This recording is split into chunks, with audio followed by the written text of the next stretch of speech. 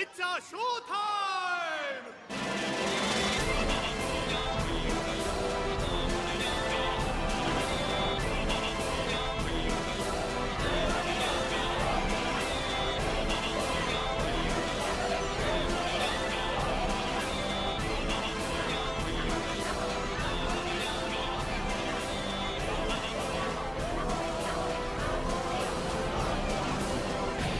Hello everyone, welcome to episode 142 of Floating Through Film. This week we are, what are we calling this? Blind spots? No, it's a genre. No, genre. Sci-fi movie Bro, night. come on. Okay, this is a sci-fi genre. This guy doesn't know what to do. I'm like, if we're doing two movies, you know. We've seen How would we get these? Yeah, we have seen these already. yeah, literally. Would have made sense for Blind Spots. He's FTF Rejects, maybe. Even though We haven't done either of these filmmakers. Either way, we're reviewing two movies. It's through the filter of genre night. Why'd you say it like that? I don't know. And then through the lens of sci-fi. I would hope so. And these are two very different sci-fi movies, you could say. But in a way, they're kind of similar because, like, they're what I think they both do. Like, what my favorite parts of sci-fi movies do are like you just take a central idea, and you kind of just see like No matter almost see what happens. Like, and no matter how confusing it gets. yes, too, exactly. Like honestly, yeah, it keeps going with movies, it. Yeah. Like it's not like It's not even trying to make sense of it at the end. oh yeah, for sure. That's why like both of them work so well in my opinion. But yeah, I guess. I mean, we can talk about like overall both thoughts on. Both are masterpieces, in my opinion. Let's just start with Paprika. We're going to Tenet Yeah. later. Let's start with Paprika. For sure. I mean, who wants to go first? You know, yeah, Luke can go. Yeah, I love this movie. Dany made fun of me for it when I drafted in. What draft did I pick it in? When did I make fun of you? I mean, I drafted in the 2000s. You're like, I haven't seen you ever talked about this movie.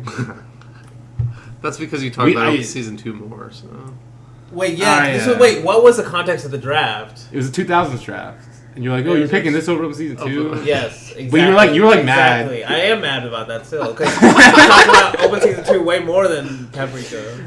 It's just come out in conversation more. It's by you. Who else would bring up Open Season 2 except for you? So if it's come up in conversation it's a famous more, movie. it's by you. Anyway, so Paprika.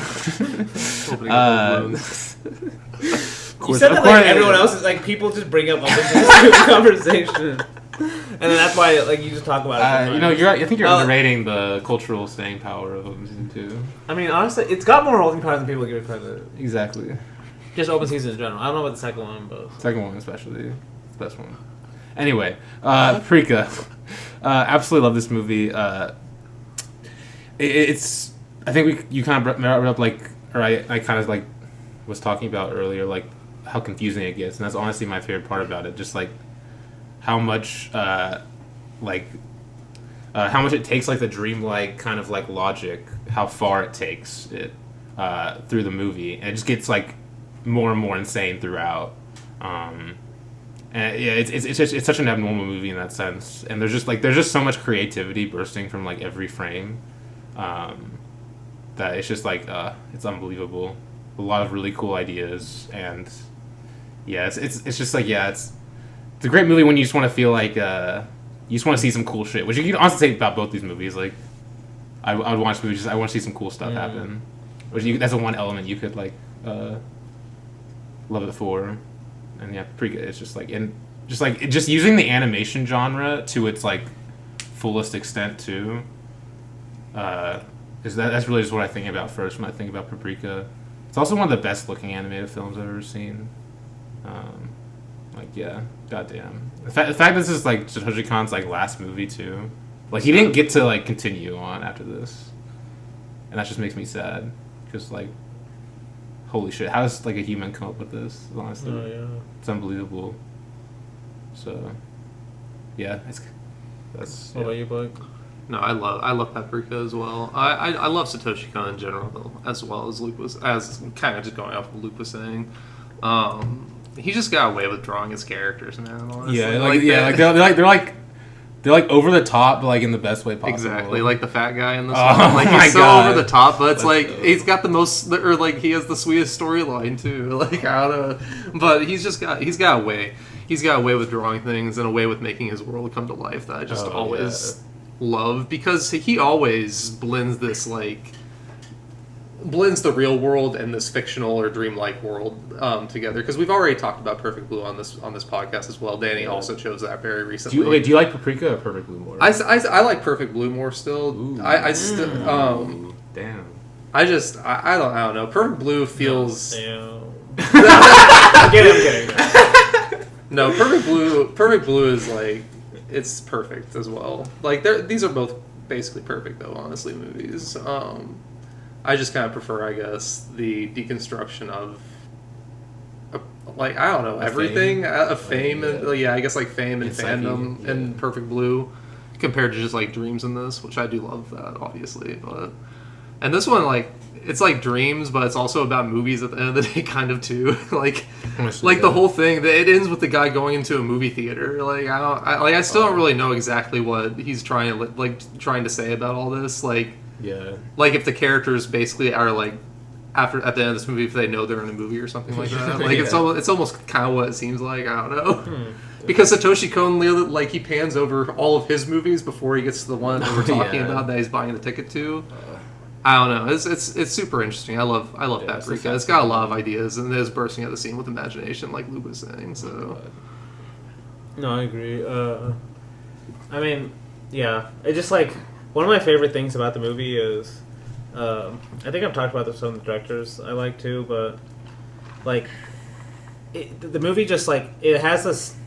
The movie's pacing goes with the story, and like that doesn't happen a lot of times with movies where like the story's doing one thing and the pacing is kind of like doing its own thing, where like the movie, like just like a dream, it doesn't hold back to like kind of focus on any of the one characters or anything like that. It just like keeps moving forward, and like the pacing of the movie seems to pick up at the very end, just like the kind of the dream does, as it's all like combining together.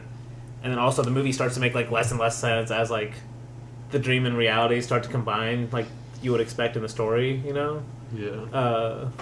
And so like the feeling of watching the movie just goes so much in tie to like with the actual story itself. It's just like, and I think that's how I would relate it to why it feels like it's about dreams is also about movies, because it feels like he's trying to edit a film like a dream in a way, you know? Yeah. And then also when I say the story, the things I think about are like there's no characters that are like kind of central to the movie in terms of like this is their story, etc. Yeah. But we do get a lot of the dreams of different characters throughout, you know, like or like what their fantasies are in their way, you know, Or like dreams. shared dreams. Yeah. Or it's like a shared delusion basically between all these people. Well, like to me, there's like this shared delusion that's happening, this collective dream that's like taking the parade or whatever. But then we also start seeing like the individual desires of like, especially that guy that's like basically trying to rape Paprika and stuff, and like, definitely this like garden guy, the chairman who's basically behind it all.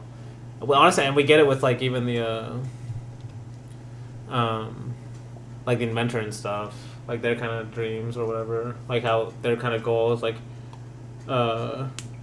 Honestly, you could say this is a similarity with like not Tenet has some of these themes, but definitely like Nolan likes this thing with Oppenheimer too. This idea of like creating something you don't know the outcome, like like the inventor like is creating something for a certain reason, and like it's basically being used for way worse. The inventor inventing something that he doesn't even have control over or is in the dark about. Yes, that's a big part of like Tenet. I mean, even Tenet has that, yeah. Like honestly, yeah, we'll get to a Tenet, but Tenet even like the ending is like almost feels like a tease for Oppenheimer. Right? Oh yeah, it's like little cameo drop. You know? Yeah. No, but plus like the images in Paprika, like you said, best looking. I actually don't know. I don't know. Like in terms of like how people would like be like, oh, this is a great looking animated film. Like I don't know if it's on the level of like Pixar or even Ghibli or something, because it's like a little more. His images are a little more simple. Like it feels like they're more done by like one person or something. Like I know they're probably not, but they're like I don't know. Like he doesn't have a lot of like the parades and stuff at the end, but and then the fight scene. Well, it's a different art style for sure. Like at least like slightly different. And he does like some like there's like these like I love his colors though. Yeah, oh yeah, his colors. That's a huge. That's part what of I'm, it. and like That's like Blake said, his faces like his faces are very like. But it's more like his. To me, what Satoshi Kon is even more than just like the look of his films. It's like the idea is like that he uses like the ideas of his films. He uses animation really well to kind of match it. Yeah, if that makes sense. But like that's why I appreciate him so much, is because he takes animation and he treats it like how a normal filmmaker that actually is thinking about what film can do. In normal film, like he's treating animation the exact same way. It's not like he's like treating it like it's for kids or something like that, or you have to do it on a curve or anything. We have like a whole that. discussion on films in the middle of this movie, where they're talking about Yes. what panoramic shots and stuff like that. Well, the 180-degree line he explains. Yeah, he explains the 180-degree line. He does the whole camera shot of like why you shouldn't do it in air quotes. But Yeah. And that's also another guy's dream we get to is yeah. That cop or whatever. yeah. But that's what I like. It's like we get all these dreams as the characters, but it's like at the same time the movie's kind of like about this collective dream that can be really dangerous too. That honestly, Satoshi Kon has had this fear also. Like it feels like throughout his films, even though he doesn't have that many. Like Perfect Blue definitely has this. Like the collective. Well, it's the collective of the internet, kind of just like. It's being, something. It's like dreams and desires are very interrelated for him, because Yes. Well, it's something that Pulse has too, like just like this collective like fear of some, or like this whole connectivity of like the internet and stuff like that. But honestly, this whole thing of like mass delusions is it's big in a lot of Japanese movies, honestly. Like the country itself. Like I know like I've watched Merry Christmas Mr. Lawrence twice this month or this month, and I think there's literally a quote in that movie where Lawrence is talking about how like the only way they can do like this small nation can do what they can do is by like this mass delusion, and so like a lot of movies that came out that come out of Japan Obiyashi's whole about filmography is about this like nationalist fever that Japan got swept up into, that deluded them into the atomic bomb, basically. It's crazy. Yeah, because like I don't know, because that is a big part of this movie is like. The dream of this one man is seeping into the real world, basically, and taking hold of everyone else and causing a delusion. But it's got a lot going on. It's only 90 minutes too. So. Yeah, it's insane. Especially since, it does have a lot going on because like there's like that also the tension of we'll probably get to it later too, but this like chairman guy who's like trying to create his own dream, but he's also trying to stop like the dreams of like the inventors or whatever. He has like some more naturalist understanding of like his kind of collective world or whatever. It feels like his new cosmos he's trying to create. Like no, it's because he's scared like they're taking the dreams away or whatever. No, there's just like so much in the movie, and partly why I love the movie is that I still don't know exactly how to make sense of the ending at all. Yeah, that's how I feel about Tenet too. I don't even. Well, yeah, but see, Tenet.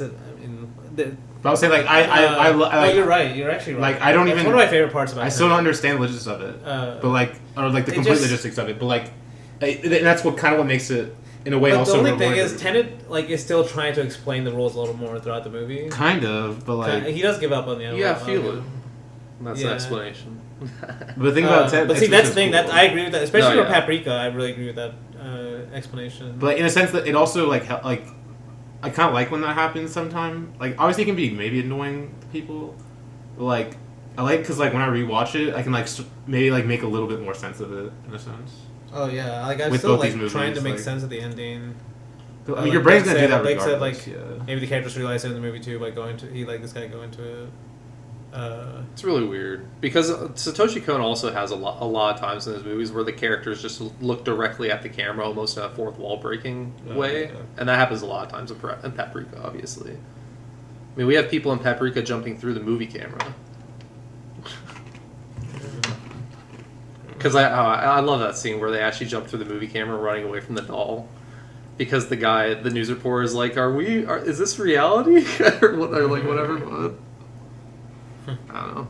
And then, because like when they are talking about the 180-degree line, she asks him like, "Do you dream in pan focus or something like that?" Yeah. No, it's an interesting movie. I guess we can go ahead and get started. The movie kind of there's some of these. They're like. This scene definitely comes back to later on. to kind of repeat, like how like even like dreams can repeat and stuff. Because Yeah. the opening scene's like this parade, and Yeah, the clown gets like out, honestly, the movie the- just that's another thing. The movie gets started like literally right away. Oh Yes. yeah, it gets you Like straight into in it. terms of, like you don't honestly both these movies have the.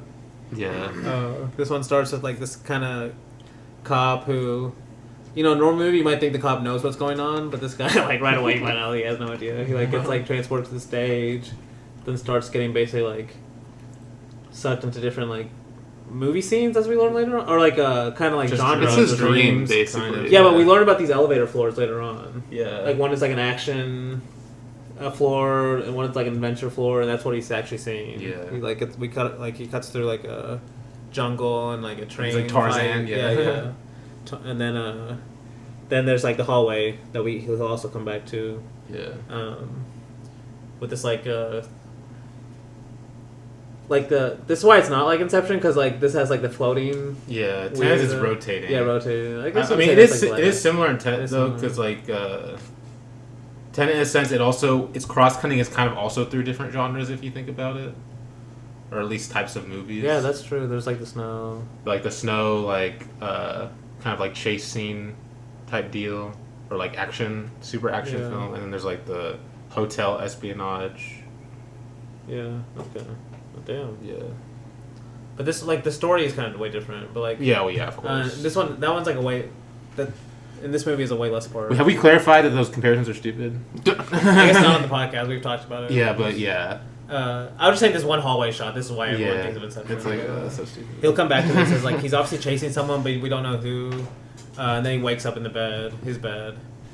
And then it cuts to I think it's Paprika. He wakes up. He must still be in a dream then, technically, even when he wakes up in this first time. I don't even know Because It's Paprika's the one talking to him. Yeah. Yeah, I guess yeah. Paprika's like yeah. showing him the cycle of the dreams, like the image of the dreams he just had. Yeah, it's like see many. I don't know. I'm pretty sure he must still be dreaming. He has or- to, because Paprika's not able to be in reality yet. Yeah. yeah, that's crazy. And this is where she even compares like dream cycles to films, because she's like your earlier cycles are like the short artsy films, and the later longer cycles are like the feature length films. So he's not even really hiding the comparison like between films and movies. Which, Yeah. I mean, Nolan really doesn't too. I don't know. Maybe he does a little more. In Inception or Tenet? Just in general, like this idea of like time and movies. Like, Oh, this is yeah. why he's Films and interested in both of dreams. them. Oh yeah. Yeah. Well, I mean, Maybe not yeah. dreams as much. Like Nolan has more time than just like I would say. Yeah, this except for one's Inception. dreams. except Inception, for he's definitely compared to in the film dreams. of dreams. Yeah. Yeah. Okay.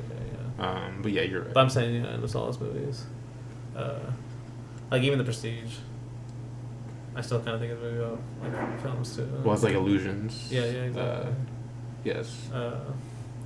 But then we see like that's when we get the credits with the good music. See, this is what I'm saying. Like, I know you said like you're like I don't know about if this is like the best looking anime film, but these shots of the city are like incredible with like the moving like billboards and stuff. Like Paprika's like going in and out of reality. Like, there's so many unbelievable. I would just say he's like a little more simple than like you would get like some of the detailed like Pixar. Well, like shit okay, and stuff. it depends on And what you that's- value in a good looking like.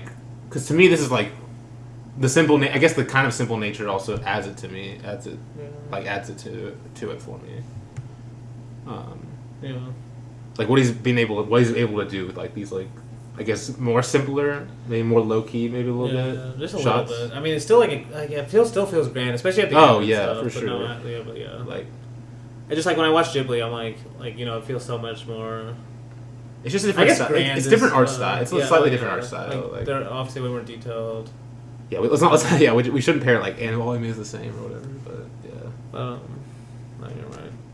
But then we get the scene. The actual also come back later, so we get a lot of like kind of coming back to this original where this guy gets stuck in the elevator. He's like comically. This is another thing. Like we talked about this with Johnny Toe and too. Like Japan. There and actually, okay, Johnny Toe's not Japanese. But Yeah. like, I should just say in Asian films, they're not scared of just like making fun of fat people. No, they're not. Or, like these are early 2000s, so this These was happening in are, American yeah. films too. So Danny I hates I shouldn't say this. Danny is hates offensive. fat people. He loves laughing at them. I just can't. Every time Johnny shows character, like ever since I learned like that same guy plays as Fat or Fatso or Fatty or in all of his movies and all of the other movies he's ever in on Yeah. call. And then the one, was it the mission? He's just like Jeff or something. Like, Yeah. No, his name's something else. I don't remember. I don't know, just some That's like generic one. name though. You know, yeah, no, I'm just kidding. But in this one, at least it kind of makes a little sense because they're saying like he's a guy that basically can't control himself in a way. You know, Yeah, like he's like a kid in that way. So like he just can't stop eating, or you know. I feel that. No, I can relate to him. But yeah, then he gets. We learned that the DC Mini has been stolen. which is his invention. Yes. He's like the genius of the century, apparently. So He's invented a device that can allow you to share a dream. And this is when like we visit the chairman for the first time, and this is where like the kind of plot twist is going to happen because the chairman's we're seeing this guy as someone who doesn't like the DC Mini. He thinks like dreams are sacred, you know. So that's why you shouldn't like just enter someone else's dream like this. But, technology is invading yes, humanity's basically the last thing that's human, which is dreams. But this small grandpa that's like, I guess, I don't think he's in charge of the DC Mini team, but he just seems like a big guy at the corporation. He basically is. Isn't he like the chief or something? Don't they call him chief? Oh, maybe he is. Or no, the chief. I don't remember. Okay, you might be right. That might be the other guy. I can't remember. No, they call the other guy chairman, and I think this guy's the chief. You're right. This is the chief of the program, then, and then Dr. Chiba is like Paprika. Yeah. But it's like during this scene, which is crazy once you learn the chairman is the guy controlling these dreams, because the chief, the short doctor, he just Balding goes guy. crazy. Yeah, he just starts going on this random rant about His face is so. yeah, His face is hilarious, man. No, at this point he's got like basically it's this person that's invaded the dream space has implanted something in his subconscious and he's going crazy because that's all he sees right now. And we learn like It's basically like he's dreaming in real life. because we learn like the people that have been close to these DC machines, they're the ones that are able to become. They can be entered in their minds easier without even the machine because like they've been around them so much or something. So like that's why we see later on like the two staff members also becoming possessed. Yeah. But yeah, the grandpa just This one's hilarious just because he jumps straight out the window. It's and crazy. he survives too. Yeah, he so- survives. That's what makes it kind of funny, I guess. Yeah. But it is crazy. Yeah, he just jumps. He just walks out the window. And He like runs out the window. Yeah. And that's when it cuts to the next scene. We learn that they saw Himuro, which was Yeah. Himuro, or Hirumo. something? Himuro, who was someone else that worked at this company that hasn't been there in a couple of weeks, and they suspect that he's the one controlling these dreams because He's the one that appeared on that dream thing while they were watching it. It's Yeah. like because it started off on the chief, like because he was sitting on the throne, and then it goes down to the doll, the creepy ass doll, and then it's just his face over the doll. It's great. It's like it's very horror adjacent, this whole movie, because it's not strictly horror, but there are some horrific images in this movie that would scar you if you're. Did we say the younger. same thing about Perfect Blue too? Oh yeah, I mean, we literally did pick it for a horror one. that was psychological horror. That one's Yeah. definitely horror. But yeah, Satoshi More Kon definitely horror has than this like horror adjacent. you can tell it's the same guy. Yeah, Yeah. I mean, we'll get to that scene with whenever he's basically raping Paprika. It's Oh my, insane. that's still one of the most It's insane. fucking insane. But then, because actually that's who they're talking to in the scene. Yeah. So he's seen as like a good Anoi guy. or something. Yeah. We're learning that this Himuro guy would have been jealous of the genius for being better at like inventing it, even though it must have been both of their ideas or something. It's kind of vague. We go to they go to I forget how they figure out how to go to the amusement park. It's because whenever the inventor is taking off his jacket, they see that little toy logo on his back, and it's the logo to like Dreamland or something. Okay, yes. And then I think they have like some backstory and shit Actually, about like him. No, that happens later. Oh, okay. This is first where they go to Himuro's apartment. Yeah, and then they And go she's downstairs. like all of a sudden gets sucked into the dream world. Yeah, it's, And she sees this amusement park. Gotcha. And like in the dream world, and that's when she almost falls off the ledge. and then it's like the guy saves her, and that's when we learn that she's still back at the apartment. But you are right. That happens later though. Like the music part is like completely empty except for like the one doll. Like, yeah, exactly. Because she's like she doesn't even know what she's seeing really at that point, and that's when she's gonna recognize what she sees on the shirt later on. Yeah, that's right. Yeah, but this time like they don't see anyone in Himuro's. They just this is where it's like more horror stuff, like the stuff on his walls and stuff. Like yeah. There's a lot of creepy single guys in like Satoshi Kon's movies. There are. And these like rooms that are just like dark. It's like what do you guys have on your walls? I mean, but it's like kind of like ahead of its time too, though, in a sense. I mean, or just like, or these guys have always existed. Like, I guess yeah. Like even in 2000s. It's definitely become more prominent though. I feel like with with the internet, which I think Satoshi Kon's saying basically. Yeah. Like it's not getting better. Yeah. But yeah, then they go to the there's like this is where there's kind of some quick scenes of basic exposition basically of them explaining what happens. But I guess the next major scene is the cop. He's like at work and he's So it's kind of funny because he's like at work watching his dreams, but he like keeps like looking around, like as he's watching it. Yeah. But we get some like a direct comparison of dreams and the internet, where he's like, "Don't you think dreams and the internet are similar? They both have areas where the repressed conscious mind bends." Because like, to me, that line actually you could say is that's like how he sees his like big collective dream kind of happening at the end, like where it's like. This collective is just like overtaking everyone's like individuals, dreams or whatever, and it's like you don't have no personality anymore, you know, at the will of this collective. Because like that's when there's honestly like there's more, and that's also where they start talking for the first times about movies, where she asks him if he likes movies, and she says, and he says, no, movies don't interest me, and because like that's an interesting thing because. You could say like dreams are in a way because he's saying how dreams and internet are both ways like where the mind goes to, the repressed mind goes to vent. So this guy's saying he doesn't like movies, and then we're seeing kind of like his dreams in the movie. Yeah. And his dreams are like playing out like movies basically, where he's like literally.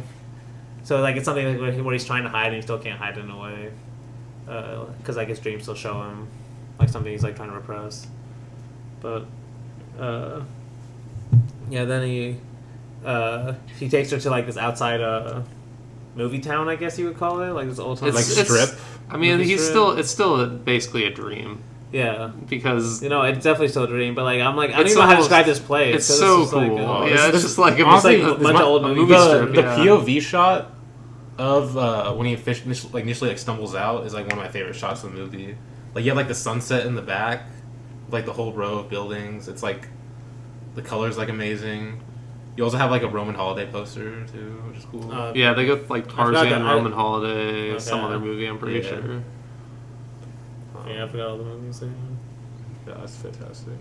But then the chairman, we learn that like two more hospital employees, they have also gotten possessed and they walk out the window too. The way they're like putting their hands out. Yeah. Like, oh my god. They're acting like they're in the parade. Yeah. See, this is where it's like we still don't know who's controlling them. So then we learn that the chairman is banning officially, or he's pushing forward to ban the DC Mini now because of what just happened. It's too dangerous. But apparently, like the grandpa, the young guy, the short guy, the chief.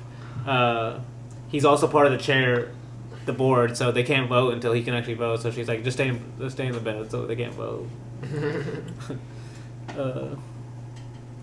But as they're going, as they're like packing up the stuff, because like the inventor's basically already given up. He's like, he knows it's over.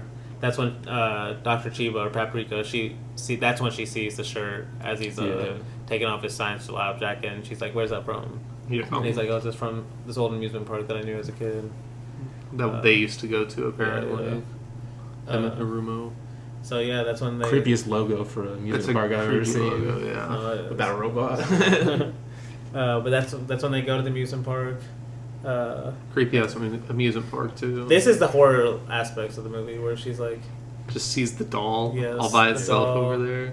and then as he's about to walk up the steps, Himuro just falls right in front of him, right to their death, right to his death. Well, he's not technically dead, I guess, but Does he not die there? I don't think so because they bring him back to the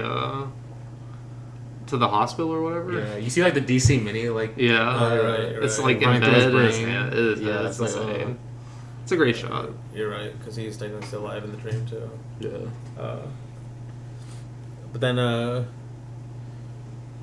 there's like a good scene later on, like with the cop, the inventor, and the chief all just talking, and then the theme of the music starts as Dr. Chiba walks in as Dr. Chiba, and the cop still recognizes her basically as Paprika, and he should have no reason to, Mm-hmm. but he like recognized her as Paprika. And like I don't know what he's trying to say there. Like how I don't know how he would know that was her right away. But like before even she even talks, he notices it. But this is where the inventor is like basically explaining like why he invented this. One of the best shots. Of the Yes, movie. where like his heads are in the cloud. Yeah. So good. And he says, "Isn't it wonderful the ability to see a friend's dream as if it were your own, to share the same dream?" So fun.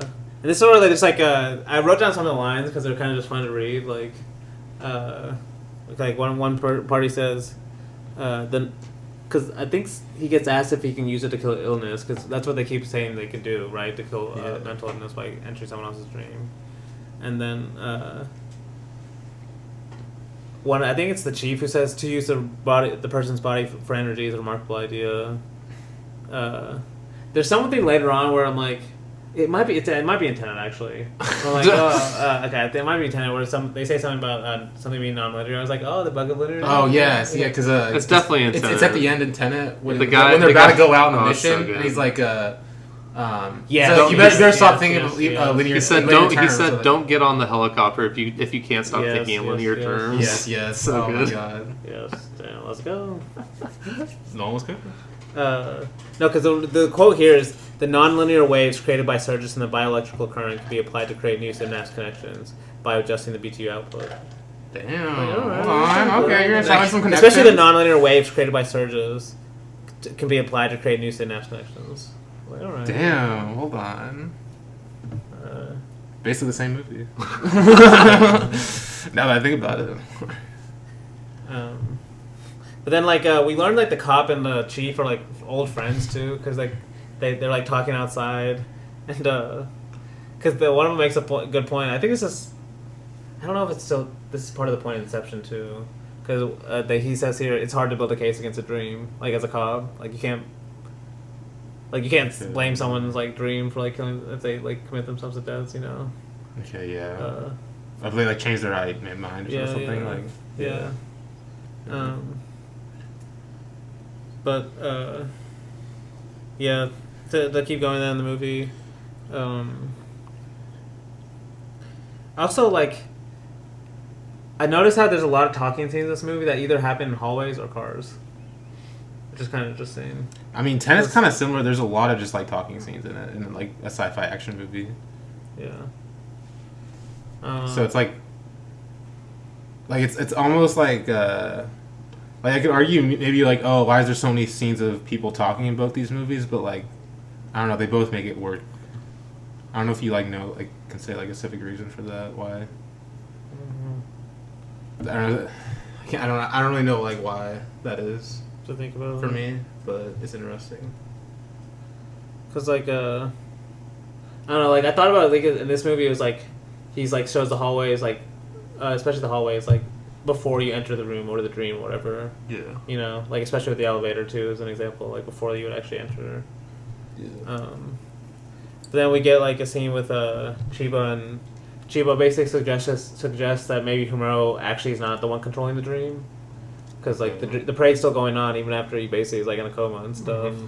But no one really wants to hear it.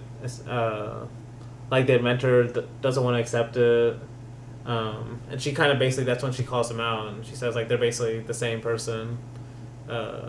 that don't really care. So you don't Like- think about consequences, Yes, basically. exactly, So exactly. And she says like one of my favorite lines in the movie is like, "How can a mad scientist know what a human mind is?" Yeah. Because like, I think that's part of the whole theme of the movie, which I love, is like it seems these scientists are like trying to create like a way to like control dreams or something, you know, but they're like missing like like that line in the movie like says they're missing a human part of it, you know, like, Oh. and I think that's You could say that about that's- AI. Yeah, exactly. Damn, I didn't even think about that. Honestly, damn, yeah. You could say this like whole parade thing is like an AI, like just a glob. Yeah, like AI Facebook slop, Yeah, or whatever. Or like like people trying to make AI art, basically. Like in a sense, you're missing the human element. Yeah. That makes art so interesting and valuable.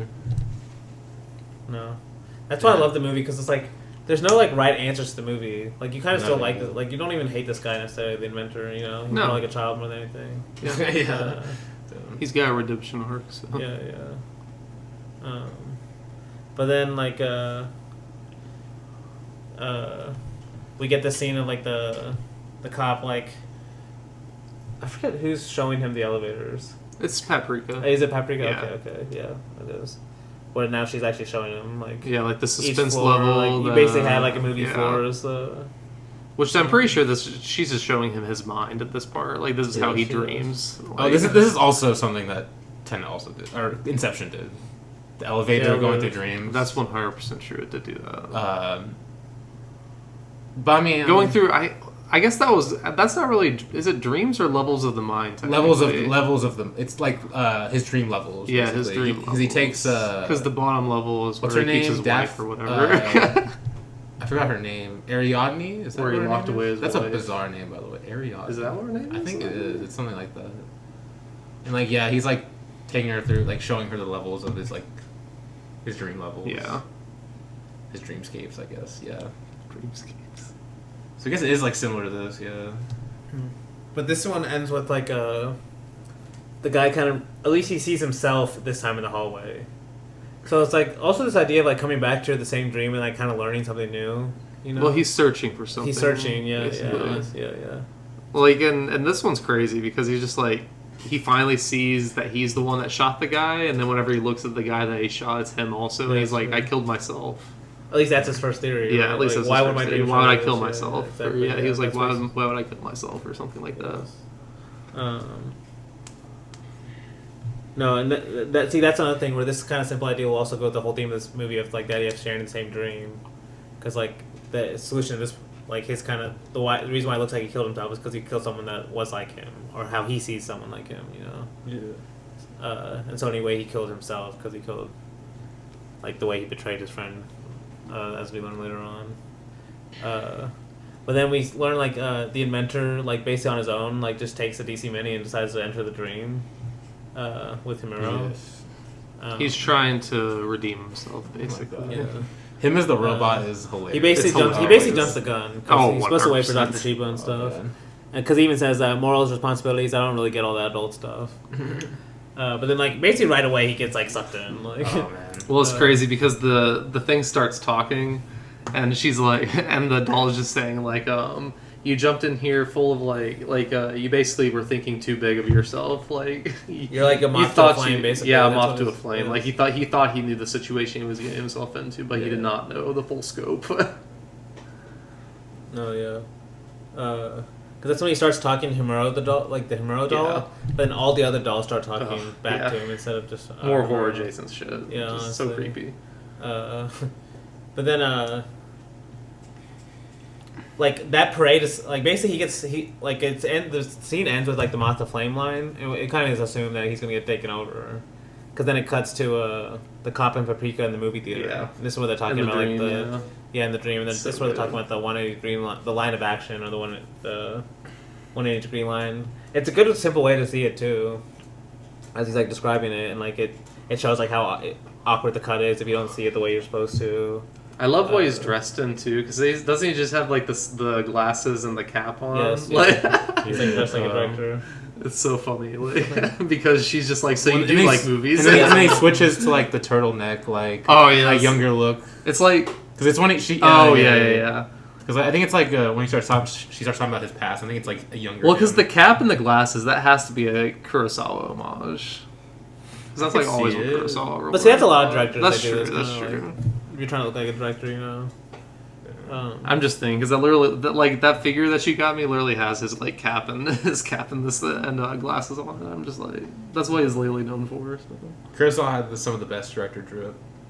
Honestly, there were a lot of good directors that have some Edward drip, Yang. though. Edward Yang might be number one actually. A lot of Japanese directors have some amazing drip. I'm not gonna lie. There's a Obayashi has some great. I'd have to look. ones. I'd have to think. I don't know if I've seen any pictures of Obayashi. He's got some great. When I've seen pictures of him, I just don't know like about the drip part of it. Person. Did he though? Yes, sir. Probably. I don't know. This fucking guy. He was like in the fashion world for a while before he even film. Oh, damn. Okay. Interesting. Like in photography too and stuff. Like, you think he was like he was just the one taking pictures of the? Wait, yeah. You know, But he was more involved in that world. Like I forgot. I'm trying to remember which fashion artists like he was friends with. That was really famous. But I can't remember. Like a really famous one. Yeah, there's like a perfume named after. Oh, I'm not an expert on perfume. I don't remember. You would recognize the name if I remember it, but. You know, Seiya Suzuki has some drip though. That I actually don't know. That doesn't surprise me though. Okay, we're off topic. Yeah. We are. Okay, so basically, as he's describing this, like basically that he knows about movies, he's like describing the rules. She suggests like maybe, and maybe this is where he's also comparing to movies too, where it's like a movie's not you, but it's someone like you, and you're comparing yourself to it. The same like this dream, you know, where he's like maybe you're not killing yourself, but there's someone like you you're seeing in your dream, and then that's when he kind of. That's when the movie theater gets overtaken by the prey. By the basically. dream, yeah. It's kind of collective. The dreams are merging. Yeah, the dreams are merging. And they call it anaphylaxis, I guess. I think that's what they have. That's what the name they give it. I'm pretty sure because they said the anaphylaxis is increasing exponentially for the fact that Tokita, which is the inventor's name, Himuro, and Konakawa's, which is the cop's name, all three of their dreams like combined, merged together. Yeah, merged together. That's what they're starting to get scared of. But then we get like this great like montage of like Paprika entering the dream. It's like world. a super. It's like because like it's like It was does she say like I guess this calls for Paprika or something. Yeah. And then it's just like she's like gets like it's like a superhero cut. Yeah, or, honestly, like transition. yes. It's so good. She just falling from the sky. She's Yeah. like she even flies on a broom or something. Well, It's she's a on a cloud. cloud. It's a Yeah. cloud. Okay. I love it because she's flying on the cloud and then she's talking to the chief and the chief's Yeah. face is just the cloud. Yeah. That's Oh so my good. God, that's unbelievable. But that's where she like she sees this is where we're gonna learn that the chairman's the bad. Yeah, the she's evil also guy. overconfident in her powers at this Yes. moment in time because Yeah, honestly. she's kind of like the inventor in this case, Oh, like that's a good getting into point, something that she actually. doesn't fully understand yet. That is a good point. Because this is more of the Inception shit. Because like after she gets away the first time, she's like Paprika's just screaming like wake her up" to the chief, and then like she wakes up, but she's not actually awake. No, yes, that is true. Damn, because Dreams on dreams. that's when like she'll see this Himuro's like dead body with like in the ground, and there's like roots that are starting to come from it, and that's when we see like the chairman's face in this like huge tree, kind of like basically like from the chairman's perspective, like Himuro was going against like how he saw nature, you know. Yeah. At least all these shots are so insane. Yeah, Oh they my are. God. And it goes so fast too. Like it doesn't Yeah. hold back. It's like just so fast. Like, there's just so much detail too. A lot of these. But she then wakes up. What I guess she thinks she's gonna wake up. Yeah, no, she. This is It's so another good. It's so example. good. This is another example I was saying where another talking scene is happening in another car scene, where she's talking to the chief, and that's where they're like, oh, he was invaded by a collective dream. And then they also say every dream that it came in contact with was eaten up into one huge illusion, basically describing this kind of collective dream over and over again that's happening. Yeah. Then they go to visit the chairman. The scene's insane. Yeah, no, this is insane. Because like just walks out with tree legs. Yeah, this is like there's a lot of horror stuff. Root legs. This is where the chairman's first describing. This is like him becoming a villain kind of moment. Like, yes, but he's like making this point that the dreams are basically too out of control for humans to control.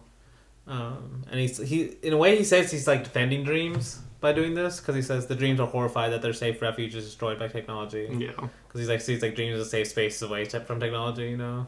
Yeah. I think he literally calls dreams the last vestige of humanity at one point. I think in this movie. So he says, in a world of inhumane reality, it is the only human sanctuary left. Yeah, that is a dream. Honestly, that is a really interesting idea too. Just the idea of having his legs be like tree roots. No, oh my gosh, what the fuck? And the reveal though, because he's just like you think he's just walking, and then just all of a sudden he turns the corner, and is like, oh god, no, and then the chief next to him turns into the other guy, the young doctor. I called him my nose, or the servant, really, because she's the servant. That's when there's this chase in the dream world begins as they're like fighting, and she's making fun of him, calling him a humble servant at night, and he's like, "Shut up! I have many faces. That's what makes me human." I like that line. She's like jumping into paintings and stuff. But yeah, she says, because he turns into Oedipus.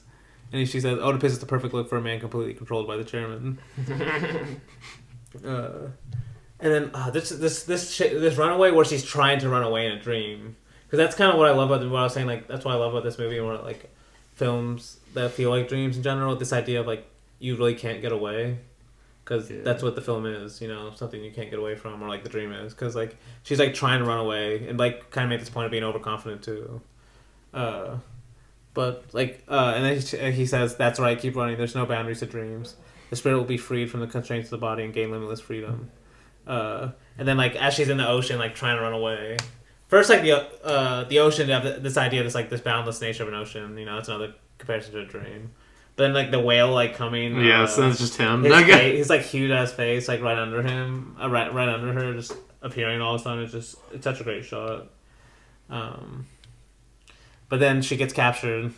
Well, it's crazy because she's running away still, and then she sees herself up there, and she warns herself. She's like, "No, Paprika, it's a trap." So it's like there's two of her in this dream as well. Like, like you don't really know what's reality, honestly, because she gets captured after that. Yeah, but it's just crazy because she yells at herself like it's a trap.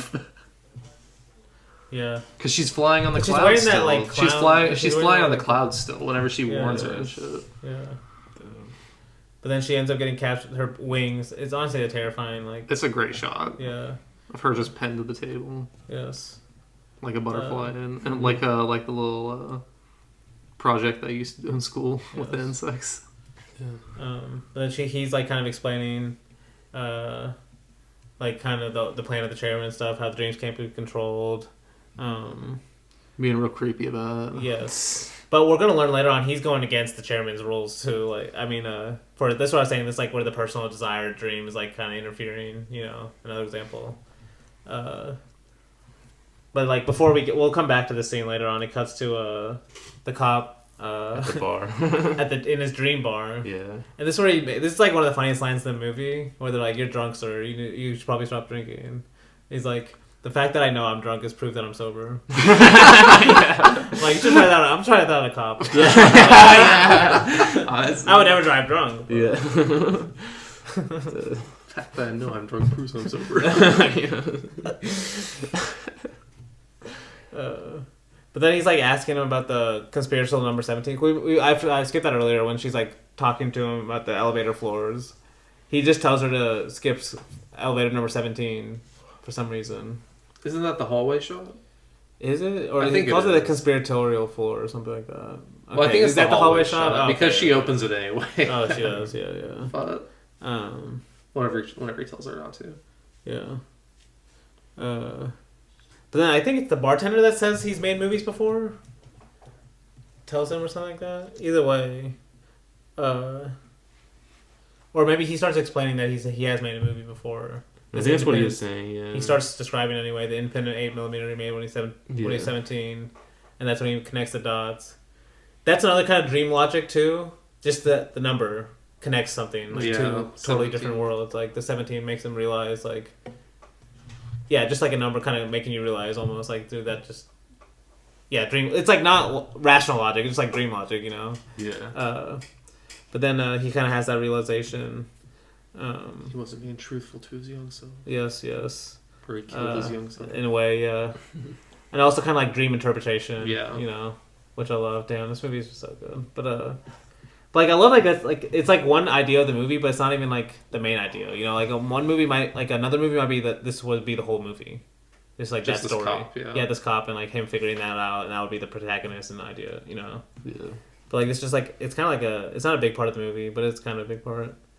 But then that's when it cuts back to this young doctor basically trying to fulfill his own dream, where it's like honestly it's like I guess like for an animation it's like probably the most you can get away for like a rape scene. It's even like in some ways because it's not a rape. It's not an actual rape scene technically, but it in a way it is. Like it definitely is. It's kind of worse, honestly. Yeah. It's crazy. It's fucking insane. It's just so uncomfortable to watch. Like this is where like it's the sounds he uses for like the skin, as like his hand is going up her body and stuff. It's just and then like when just like breaking away the artifice basically. Yeah, and then just like when he does break away the paprika body, it's just crazy. Yeah, because the paprika body just like its face is still in horror basically, and then you just see her like what's her name? Chiba, I think. Yeah. You just see her face like there. Yeah, it's crazy. No, but then like. And then there's like honestly an insane. The like, cop is watching this. Like he's in his movie theater watching this at this point. Oh god. Because like that's part of the whole thing. Like he's basically merged into the stream again. Like or he forces the merge at this point because like he's watching it on the TV or on the movie theater screen, and then he just pushes himself through it and breaks in after. I guess it's after the doctor takes control of his assistant or whatever, but yeah. Because there's a point whenever the doctor takes control of the assistant after he like basically removes Paprika. No, that's exactly the part where the doctor. Yeah, I'm calling the chairman. Or the chairman, yeah. Because like there's a great shot of like the young doctor, wherever like there's like evil smile on his face, like, and then that's when like the chairman like comes from behind and like uses his roots like grab him and stuff. Well, he doesn't. He comes from inside of him. Like that's literally the crazy. Like he's part of him. Yes. Like that's why like the servant line is like such a good. Actually, it's yeah, a good she thing does for him, mention that. I skipped that line where the she's body like, for him. she says something like, "You gave up your body for the DC mini game Yeah. too," and he's like in denial about it. But he literally did. So yeah, because this shot is so crazy where the body like comes to split and like they're fighting over each other. Like this is where it's like the collective dream versus the individual dream, you could say in a way, like his like personal desire, and they're like fighting. That's when the cop is able to come and take her away. And when he's like, it's so good. He's getting so because he's like he still doesn't want the chairman to kill her. He's trying to save her. He's like, no, not her. And he's like, oh, you can't even control one central desire. It's so funny. He's like just dissing him, like yeah, because like you fool, swayed by mere woman, like as they're running away, right? But the escape is so good with the cop because he's just going through all the dreams as the hero this time, basically. No, he's going through the dreams as the hero, and then it ends with like the kind of action hero with the sunset. Yes, the huge sunset behind him and the kiss. Well, no, he also shoots. He goes to his. Isn't this also the time that he goes to floor 17 again, and he actually shoots the guy? Yes. Because his young self is saying something like he said something like, "You did this to me. Like, what are you gonna do now?" And he's like, "I'm gonna do something about it." And he just pulls out his gun, shoots, and then he like blows it off. And that's when I ended the scene. Such a good scene, man. The transition. He's kissing her, and then like her like waking up and like slapping the slapping the one grandpa guy, or the chief, guy. Yeah. Oh, that's so good. No, but then and I think she says in this part, she's like, "Is this the real world?" or something like that. Well, because he kisses her in the This is the cop, The cop kissing kisses her her in in the the dream. dream. Yeah. But she wakes up to The chief. kissing her. And Yeah. that's when she pushes him off. But this is another example of you basically shouldn't trust the chief as a real person at this point. Because Yeah. I don't know why she keeps doing this. Which is actually because the chief is in a critical condition for this, or he's like in the hospital, right? Or is he walking? Actually, He's walking. He's walking. But- No, but later, the earlier scene where we see him walking, that's also ends up being a dream, right? No, he walks off and then is in the hospital. That's actually a good point, though, because he walks off the building and should be in the hospital. The rest of the movie. And the next time we see them talking in the car and stuff, that ends up being the doctor. Remember? Well, no, because she's talking to the chief, and then she sees you see the bloody hand in the background of the window. Yeah, that's what it's like. Yeah. This is probably a dream too. You probably That's what I'm saying. Like, so she shouldn't trust this chief as like a guy walking at this point. because it's like Because that's when they're walking. It's kind of teased as a real life, but that's they're walking on the bridge, and all of a sudden they look, and this is like the Blade Runner shot of this like huge, the huge doll. the huge doll, like comes and looks at them. Dude. Well, this is like, because we basically think we're in real life at this point, and she. Thinks But this is she's the part back of the in movie where you reality, can say but- like the movie breaks, where it's like you can choose either one because they even say at this point it's dream and reality is merged. It's merging. Yeah. Like we did the category last week. Is this really happening? Is this reality? Is this really happening? One quote. Someone even says in the movie, Is this really the real world?" I think those are just like people on the streets because like the parade starts going through the streets, and then all the people on the streets just start becoming one with the parade. Yes. And That's dancing where, like, around. we're It's gonna so play the very fucking beginning good. of this parade scene in the beginning of the episode, the Yes. song. It should- Like where like we see like 4 people just skydive off the building and like to the music and stuff. There's like religious statues, frogs, people, just like all types of things. Because it's like everyone's transforming. Like even the family with the little babies transforms into something, and you're just like, oh god, it's literally taking everyone. And then someone asks like, "Am I still dreaming?" And I forgot who says this. And someone says the whole world is. And that's kind of like he's trying to show in this movie is like the whole world dreaming at this point. Where if like, I guess that's how he sees the internet in a way. Yeah. And maybe films too, like merging of dream and reality. Yeah.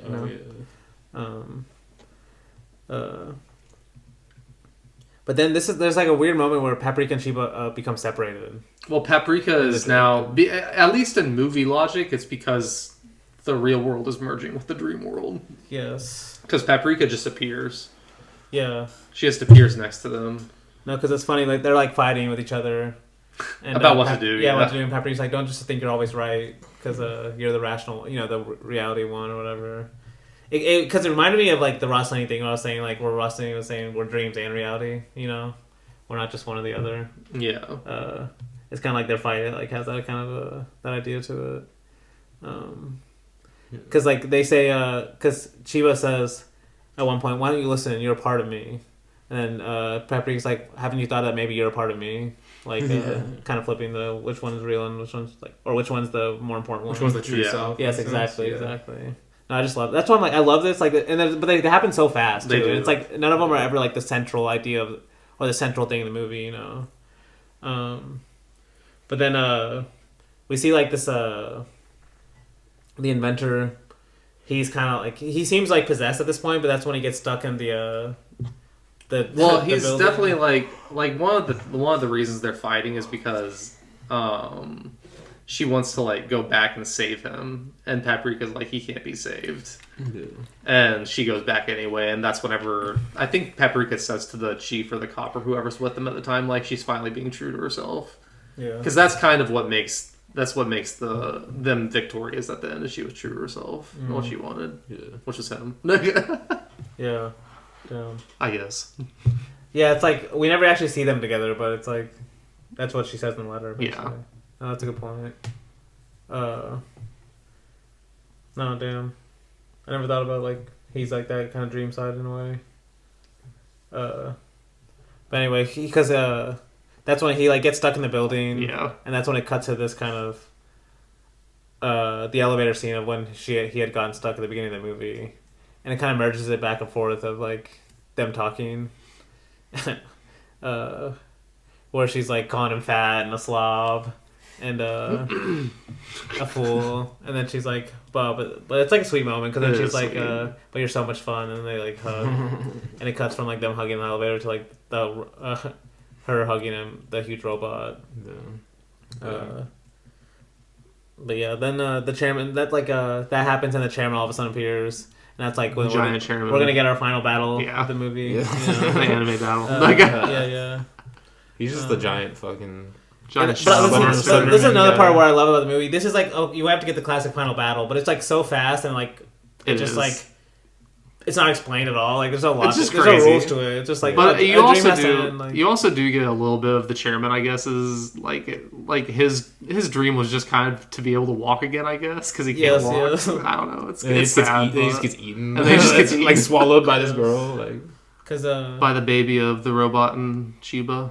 because it's where Yeah. I think she says light and dark, Yeah. reality and dream, life and death, man and then they both answer woman, and she's like, then you add the missing spice, a paprika. Paprika. That's when that's when she turns huge and starts eating up his dream.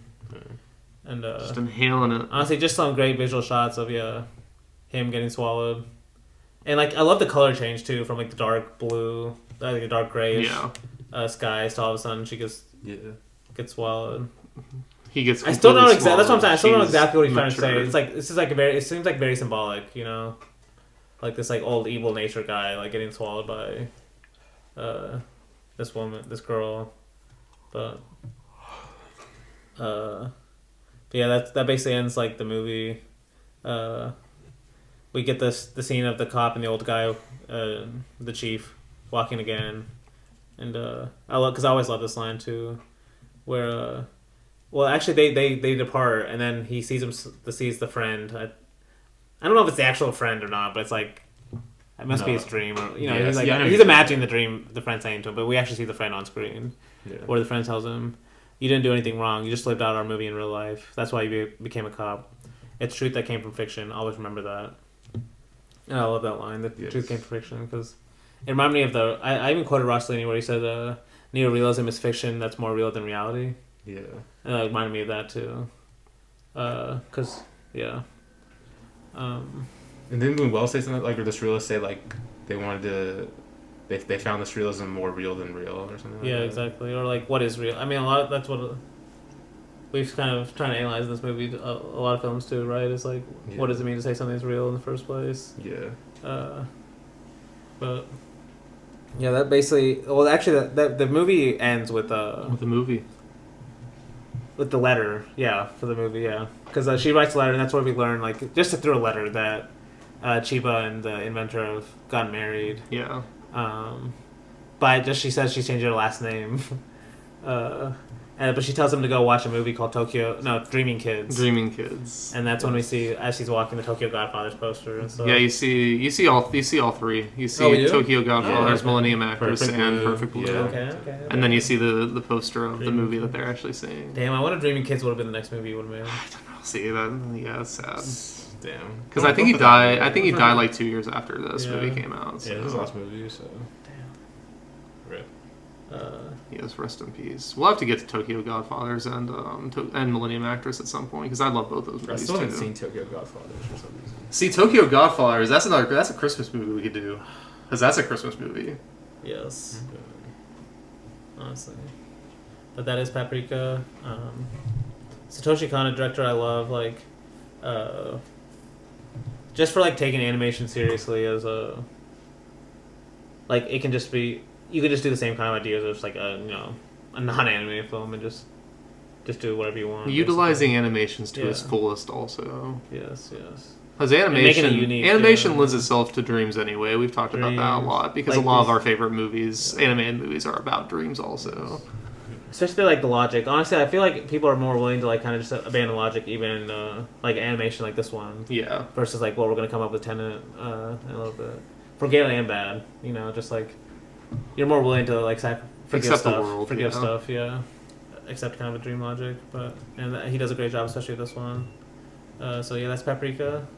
We'll come back and review Tenet.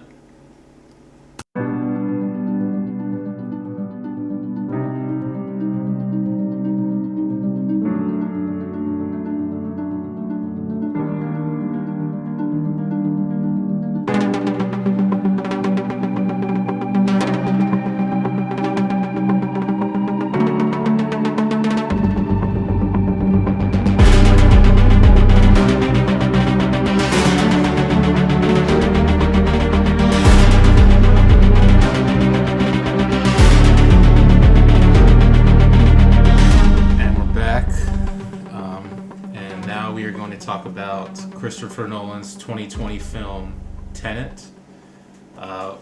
Honestly, I mean, you guys know this already. This is one of my favorite films, like, ever, probably. Which is, like, I guess maybe a little weird for us, because I feel like there, like, in our, like, if we're, like, taking a look at our respective canons, there aren't a lot of, like, super recent ones that we would say are, like, I don't know, super high up for us. Like, there's some, like, maybe you could say, like, something in, like, the 2010s, but this movie came out in 2020, and it's, like, I just said, like, it's one of my favorite films, so it's, like, I don't know, I feel like it's a bit of a different pace for this pod. Like, do any of you guys have a movie that came out 2020s or after? Did Days come out in 2020? Actually, yeah, Days, I guess maybe another one. That counts. That does count. I guess, is that like Memoria? Is that, like, really high up for you, though? That's higher than Tenet, for sure, yeah. Okay, no, but for you, like, in terms of, like, all the films you like. Yes. Would you say Days is, like, absolutely one of your top favorite films? Yeah, it's in my top 100. Okay. Then, yeah. But, yeah, see, it doesn't happen very often as well. No, it does not happen very often, especially not with so it makes it exciting to talk about. Because, yeah, we haven't really done a lot of 2020s movies, I guess, in relation to, like, every other decade, maybe. But, yeah, do y'all want to give your overall thoughts on Tenet before I go on my spiel? I'll go first because I feel like Dany has opinions. But no, I like Tenet. I actually just think it's just a fun movie, though. Like, at the end of the day, like, I think there's some interesting things in here about, like, time and shit, and how you film time, especially. I think Christopher Nolan does, like, a really interesting job with filming time. Especially whenever you see, like, all the people going forwards and backwards and shit, and it's all mostly practical. All of it's insane. Like, it's awesome to watch. I don't get bogged down very much in what it all means at the end of the day, because I don't think it matters. Like, I think this is a movie that you're just supposed to have fun with at the end of the day. Like, I think, like, there's that line. Sure. There's that line that John David Washington says that's like, you just have to feel it. And I mean, that's it's what the scientist says to him, basically. Yeah. Like, it's just a feeling, and that's what this movie is to me. It's just a feeling. I enjoy watching it. I think it's mostly just a popcorn movie, honestly, but that's also what makes it fun to me. Like, thing is, like, I don't disagree about it, like, being, like, super fun to watch. Like, that's a huge element for me why I love it so much. But I think you're underrating some of the ideas. I don't know. I mean, I think there are amazing filmmaking ideas going on in this, but I don't think there's, like, I don't think I think Nolan himself has better movies on time. Like, Interstellar is one of the greatest movies on time I think I've ever seen. I love Interstellar. It's my favorite Nolan movie. So, and I think he handles time and filming time a lot better, or better in that movie. And, like, there's grander ideas in something like Interstellar, I think, than there is in Tenet. I think Tenet, at the end of the day, is just a spy movie, and that's all it has to be. Like, he's making a fun spy movie. There are some ideas definitely going on in it, for sure, but at the they even say, like, you can't, like, explain it. Okay. I don't know. So what makes that different than Interstellar, then? Why is Interstellar, like... Interstellar is about love. Like, to me, what you're really... To me, what it sounds... It's not even about that... What it sounds like you're saying, it's not about the ideas, it's more about the emotion. Like, Interstellar, like, you literally just said love. Interstellar, to me, has obviously much more emotion to it. Like, it is a much more kind of serious movie in a way. I guess that's the other way you could say that. It's like, this is more like a spy movie you're describing it as. Like, it's more of his James Bond movie than Interstellar, which is more like him trying to, like, respond to 2001. Like a family drama, like... Well, he's trying to also respond to 2001. Yes, in a way, so, yeah, like, they are different genres. Like, this one feels like way more like saying. But I do think some of the, like, time ideas are more interesting. But I tend to agree more with Blake, but I, like the movie more, I think, than Blake. Like, I still really like this movie. I like it a lot, honestly. I do like it a lot. Like, it's such a fun movie to watch. Like, that's why it's a popcorn movie. Yes. Like, it's a movie to, like, to eat popcorn to while you're watching, literally. Well, I just think I don't. Hopefully, you have a lot because it's a long movie. But. I think if you try too hard to figure out what's going on, you just don't have fun with this movie, and that's a big part. Well, actually, there are certain moments where, like, you're trying to figure out on screen, like, okay, is this? What does it mean to say this is going backwards? No, yes. and stuff like that. And you're trying to Yeah, watch. well, like, it's just like picking up pieces of like elements. Of, I won't lie, like I paused it at certain moments, like I rewind it a few especially, times. Yeah. like watching the rocket hit, like when the red and blue team both fire the rocket, the RPG at the same time. That's such a good I went shot. back and watched it a few times to try to like figure out exactly like, because he shows both perspectives basically, the same way we see the bullet, like trying to understand from both perspectives the idea of entropy going backwards, but I don't know. Yeah, it's like if you think about it too hard, it really won't make sense. But if you're just thinking about it as you're watching the movie, just like little moments of like film, like how like what it means for like a certain A team to be going backwards or something, and the B team's going forward. No, it is interesting because that like I like the idea of like thinking about with film too of like knowing what's like the person making the film knows what's going to happen beforehand in a way, you know. And then also the idea of non-linear filmmaking, which is obviously like Nolan is still very tied to narrative in a way, but he's tied to non-linear narrative. Like that's kind of his whole thing. Is like how do I make it more interesting than just like straight? How do I like rearrange the pieces to make it more exactly. interesting? Yes. And kind of tie that with the story to itself. I mentioned that Paprika too, but I think both of them do that in their own way. To me, it's like not his best looking movie though. Well, it's a lot of grays, a lot of filming in like cloudy weather. I kind of like the palette. It's like it's a unique palette. It's not like there are certain moments that I like, but overall, I would say it's like Interstellar is just a gorgeous movie. Like everything feels so deep. It's just different though because you're comparing a space movie to an espionage. Yeah, movie. but it's like but still, there are espionage movies that look better. Like the movie that I think of with this movie is Face Off. Because like on the surface, people are like, "Oh, this is just a fun movie," but like Face Off also is a lot about filmmaking and this idea of like what the actor does, and like it's like just honestly like one of the best movies in like letting actors like really show like how good they can be at what they're doing. But I don't know, just like using sci-fi in this kind of fun. I kind of like the like. It's a different like it's more of like a monochrome like or I don't know if that. But I brought up Face Off because the colors of Face Off are so much better and stuff. There's different. I don't know. I don't like, see it. But see, even that's what I'm saying. Nolan even has better looking movies to me. That I'm saying the ideas can be just as fun. I don't know.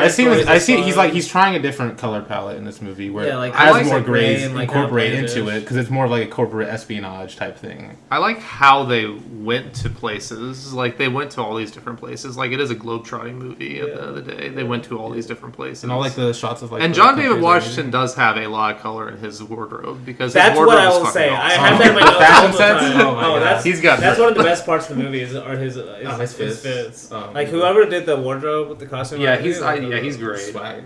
Yeah, no one was. They were going. I mean, Neil's fits too are pretty fire too.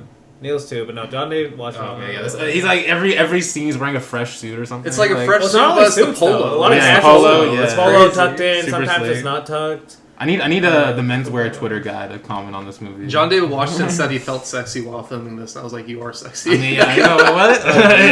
Okay. Bitch. No, there's like a no. I have some written down. I gotta remember this shit. No, yes. But also like, the reason why I mean, I won't bring up Face Off again. But like also the reason why I would say Interstellar works for me on like maybe the emotional level is compared to Tenet doesn't work. It's like I don't like the Satyr and Cat. What's her name? Cat. I just don't like that, like how he's trying to compare their like the emotional relationship of their world ending the same to like the world ending, like literally. Like it's the same thing with Oppenheimer that annoyed me too, where he's like trying to compare this like end of the world thing to like their personal relationship, like world ending thing. It's like yeah, but you're doing one of them way better than the other one. Just like stick to one. Like why does the movie have to be about both things? Because and he's like trying so hard too. It's almost like he's trying to be like, see, like I actually care about women too. Like, they're not just they're just not just nobodies. They have a central role in the narrative. Like at the end, like look at the sunscreen scene.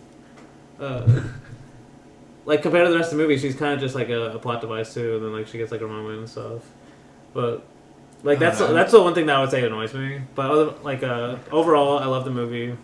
It's because I don't see like I can't say it's his best because like I love Interstellar, I love The Dark Knight, I'll say it's his best. I love The Prestige a little more. Like, and I think it's because of the emotion stuff I buy in all those. Like in The Prestige, the brother stuff is just amazing. You know, I do. when we learned that I they're don't remember. twins. The twins was like, Oh, That's that's true. true. or actually they're not technically twins, are they? The It's other one brother's guy's been the hiding. twins. Oh, Yeah, oh, the they other- are they're- twins. They just they're like one's in twins, disguise yeah. as the Yes, assistant. yes. Like that stuff is just amazing. I do think the emotional payoff with Neil and John David Washington. Okay, is I will amazing. give you that. Yeah, But they got a great promo. But it's almost like that payoff is just at the end. Like it's just like that scene is just so good. But it's also the beginning in a way. It makes their the movie on a relationship. rewatch Damn, better. Yeah. you guys quoting the movie. Well, it makes the movie better on a rewatch for sure. Well, yeah. No, I'll give you that. It's just like when I'm actually watching the movie itself, it's more about narrative to me. Like they're moving more than just like there's any actual like emotional connection with them going on. And then the ending makes you think of like all the emotional connection they would have had off screen because you're like thinking about all the timeline, Yeah. like basically of them connecting in this one moment, you know. And that's where like the emotion comes from. But it's not like we've seen most of their like connection happen on screen. They barely know each other. Like I don't know. on screen, they barely know each other. I don't know, but they No, have. They Robert have. Pattinson knows Neil. Well, Yeah, that's true. he's That's hiding it true. from him, He and was then hiding it. there's also Yeah. this kind of just unspoken chemistry between the two. Like it's just Okay, I mean, yeah. the way they're just rolling up together, the way they like, I don't know, No, go on I'll their, give you that. go on their like business. It's it's just like Robert Pattinson just being like a cheeky bitch the whole time. Oh, and I guess Johnny Depp was like really sassy the whole time. So. He is. Oh, it's so great. But have we let you go on your rant yet? Really?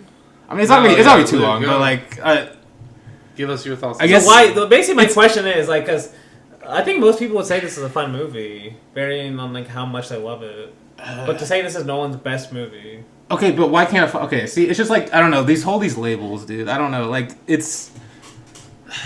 For me, it's well, to me, it's more about because it falls short on the more like emotional idea side, emotional especially idea with the side. whole like satyr and. Well, I'm gonna go on. Look, part of the movie too, why I love it. I almost don't understand it in a sense, which I guess is kind of a cop out answer, but like it's true. I mean, you can't like I can't like fundamentally put a label on like why the emotion like hits so hard for me, other than like certain examples. But like, I guess it's just this like I guess it's just this fascination for me with like these espionage stories where I guess in a sense like it's like these like connections between these characters and how they grow through kind of like their like through their profession that I've always found really interesting. It's why I find like Hawks very interesting, and I also should probably bring up the Miami Vice connection with this movie, which I think is a great way of kind of explaining why this movie works in its mysterious ways. Like, it's well. Let me restart. Like, it's like basically, yes, this movie is like you say it's like really fun to watch, and I like almost like. To me, like it's not even just like it's hard like just saying it's fun because to me it's like it's one of the most fun movies I've ever seen. Like I feel like just saying it's fun almost understates how like some of the like maximalist almost like creative decisions he goes to that are just really cool to watch. Like no other movie is doing a lot of these set pieces in this movie, going backward and forward through certain events, multiple events in the movie. But it's like every scene is just like some of the coolest things I've ever seen. He's like finding ways to shoot even like simple stuff and certain loose ends. He like a lot of people like I feel like no one ever talks about like the final scene or it's one of the final scenes. I don't know if it's the final scene. I can't remember where the protagonist kills the arms dealer in the car because the wife calls him, and he like and like so he like inverts back to it all of a sudden. It's like such a cool like. There's just so many of these like little scenes that I don't know like, just like it makes it more than just like just saying it's just another fun movie. Like it's just some of the most interesting ways to have fun with a movie I've ever seen. If that makes any sense. And then in terms of the ideas, to me it's such an interesting movie to think about, especially because I think I forgot the exact quote. I think John D. Washington brings up free will, basically. right? I forgot exactly which Yeah, scene, which context. something. It's in the And it's bullets. there's also the well, he simply states free will, but then also at the end, Neil brings up the line that like everyone quotes, like everyone who loves the movie always quotes this line. But let me. You don't understand the feeling? No. What's happened happened, which is an expression of fate and the mechanics of the world. It's not an excuse to do nothing. It's kind of like how I almost think about it. It's like the absence of free will does not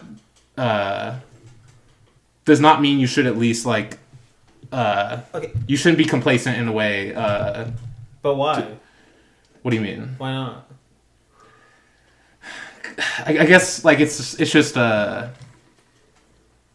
like it's. Plus, I don't know if the movie ever answers that question either. Well, yeah, but that's kind of what I was saying though. Like, it. it's like it asks it, yes, but it's almost like I don't know. It's I don't even know if it even this might sound cool. It's just But this the events you kind of go through is why, you know, like these like okay. It's part of the mystery, I guess, with the movie. But like it's, I'm trying to like think about how to explain this. Like, it's almost like if Robert Pattinson wouldn't have followed that truck or whatever at the end of the movie and been complacent saying it'll all work out, nothing would have worked out because he wouldn't have actually saved John David Washington's life at the end. Like, it's opened up the gate and actually been able to like find the. It's almost like it's such a macro idea. I'm having trouble explaining it. It's like no. But it's like literally just like the events in your life and like just like the things you can achieve. Basically, maybe that's what I'm looking for. At least explains part of it. The things you can achieve and that you achieve throughout your life, and that's why you should, you know, not just be complacent. Like, oh, like. See, this is where, to a certain degree, I agree with that idea of philosophy. Why, like, you should, like, even if there is no free will, you should kind of like, you know, try your best anyway. Yes. In a way, but that's where it's like, especially where like the idea of like everything turns out good in the end. To this certain degree, like where we even learn like he's been in control almost like the whole time from the future. Kind of. Like yeah, well. Like in a way that almost undercuts the idea of like you should even do this even when things don't go your way. But it's like the idea of he doesn't have free will, but it's like everything is going right basically. Everything's still going according to plan. Oh, is it though? Right? That's the whole implication. Like even the movie ends like technically in the way like even the guy in the future from John David Washington's future really wanted it to. Like, see, it's just like it's hard to talk about, and that's how it ends, right? Because he kind of has that knowledge now. That, like, he's part of this plan from the future. Where he kills the arms dealer and stuff. He created the plan from the future. Yeah, he created the plan. So okay, so you're saying like, it's like I don't know. You see, it's tough to talk about. Yeah, like, but over like that's why I'm like it does bring a lot of ideas, but I don't know if it's like. I say fun, but I'm not saying it's also fun. It's like it's more the movie is it's like introducing them, but it's more actually about the action too. It is an action movie. Yes. You know, it's about fun. That's why like it's not. It's I don't know. I liked your quote. I liked your quote where you said it's more about like what you can do with the movie or something. How you can have fun with the movie, not just a fun movie. Yes. That was a good quote. Because I agree with that. Especially like that's what it's like watching the actual movie. You're trying to figure out. Oh, he just watched an inverse thing. Yes. You know, like what does it even mean to watch this on screen? You know, yes. What does it mean? Like, because they're like you just have to feel it. And you know? also, how does the past inform the future, or just like how the past, present, future kind of all like inform each other in a way. Yes. Like or how we borrow from the future. Like I like that idea of that's where it's like there's certain ideas that are introduced, like the idea of the future they're getting their revenge back on us. You know, because what we did. And I like the idea of climate change, with us right now. Affecting the future, you know. Yeah, and it's expressing that through and then the future blockbuster $200 million or how many $1 million budget kind of like explanation, which I guess is a big part of the appeal of Nolan in a way. But see, that's what I'm saying. Like, but those ideas, like, the movie's not really about those things, though. Like, it brings them up, but it's not really about that, you know. It's just it's like at the day, it's still like more of the espionage spy movie. Like, it kind of just brings it up, like where like Interstellar is like when it says about love, it really is like. The whole movie really like kind of doesn't make any sense if you like that take that away. Like honestly, at like such a great degree. Like that's maybe I can see where like Blake's like that's where the idea kind of is the central theme of Interstellar versus Tenet, where the movie seems to be more about like on the James Bond level of having fun with an action movie, even if it is. You could say it is a little more I'm not saying I hate using the word elevated or something like that. Yeah, but it's a little more intellectual with some of its ideas. Still, it's still a Nolan movie. So it's bringing up ideas of time and stuff. But yeah, I just find those ideas very interesting for sure. Yeah. But Like, you I can't. don't. There's certain campiness to this one. Like the willingness to be not care about the plot. Yes. Explaining the science or whatever. Yeah. Versus Interstellar really takes those ideas super seriously. But no, it's not a bad or good thing. I find the ways. I guess I just find the way that he introduces the ideas infinitely fascinating, especially within this context of Tenet as this large scale action film, sci-fi action film, and people call it dumb. I mean, I guess in a way, some of the way it goes about presenting them, you could say it is dumb, but I don't know. It's just what is even a dumb movie? It brings up a lot of questions, a lot of labels that I don't know if I find it interesting to engage with. I don't know, but regardless, we should. Plus, this is also really important with Nolan. As much as I think, honestly, to a degree that may even annoy me at times, he sees himself as a very intellectual director, and in the kind of studio genre he is, but he's at his best in the visual medium as a filmmaker. Is he not intellectual in that sense though, or what is? In that sense, he is. Okay. Where kind of just actually making a movie, thinking about editing, of course he's still slave to the narrative at the end of the day, but he's trying to make it really interesting.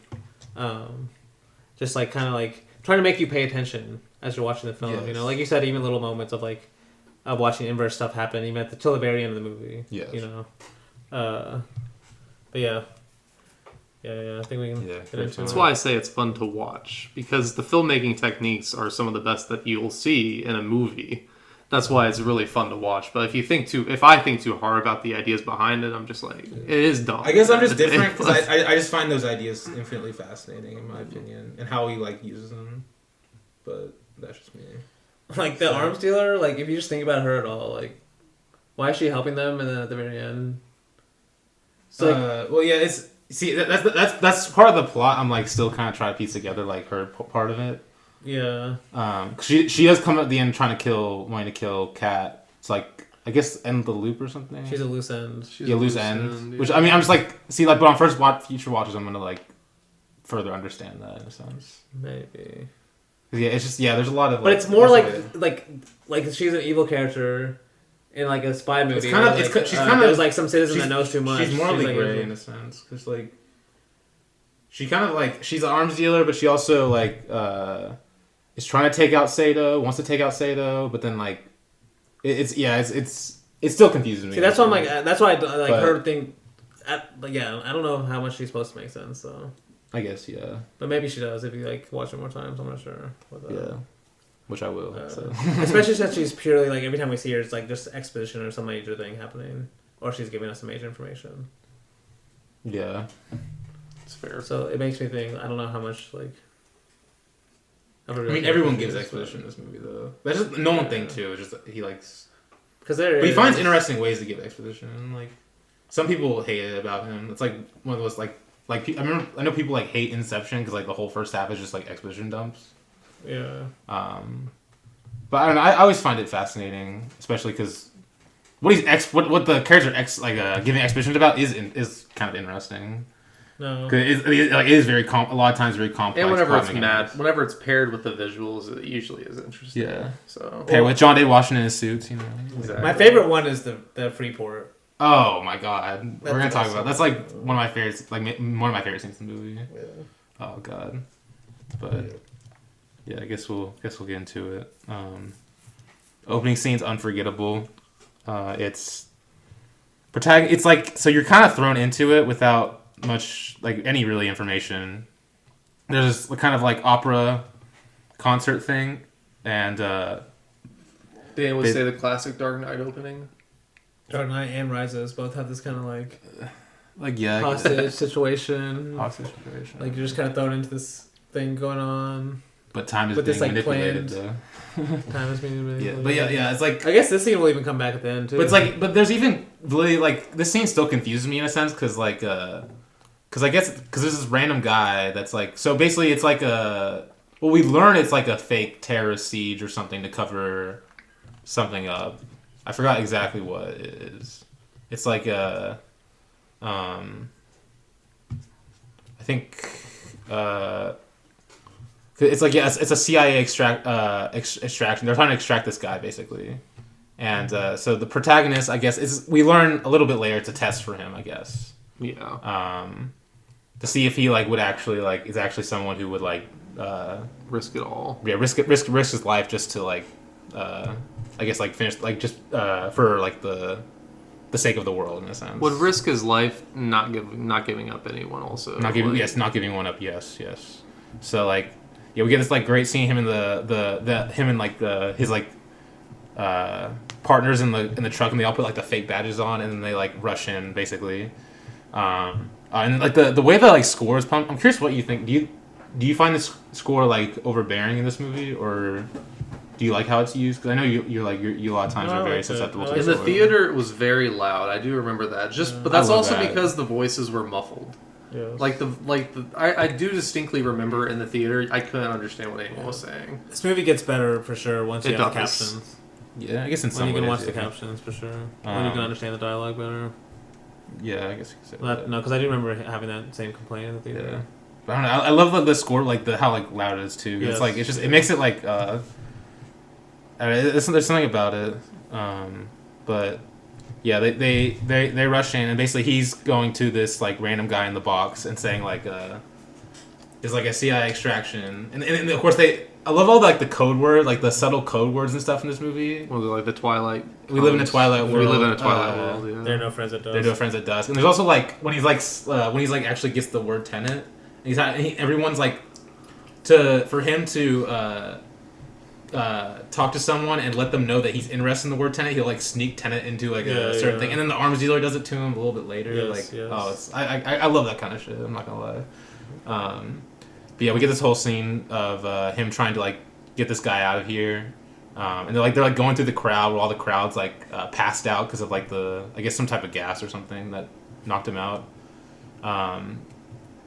But then basically, because there's also like these things about the bombs too, which I'm not entirely sure about, but basically, What do you mean? remember there's like the bomb timers that like he's like picking up, I think.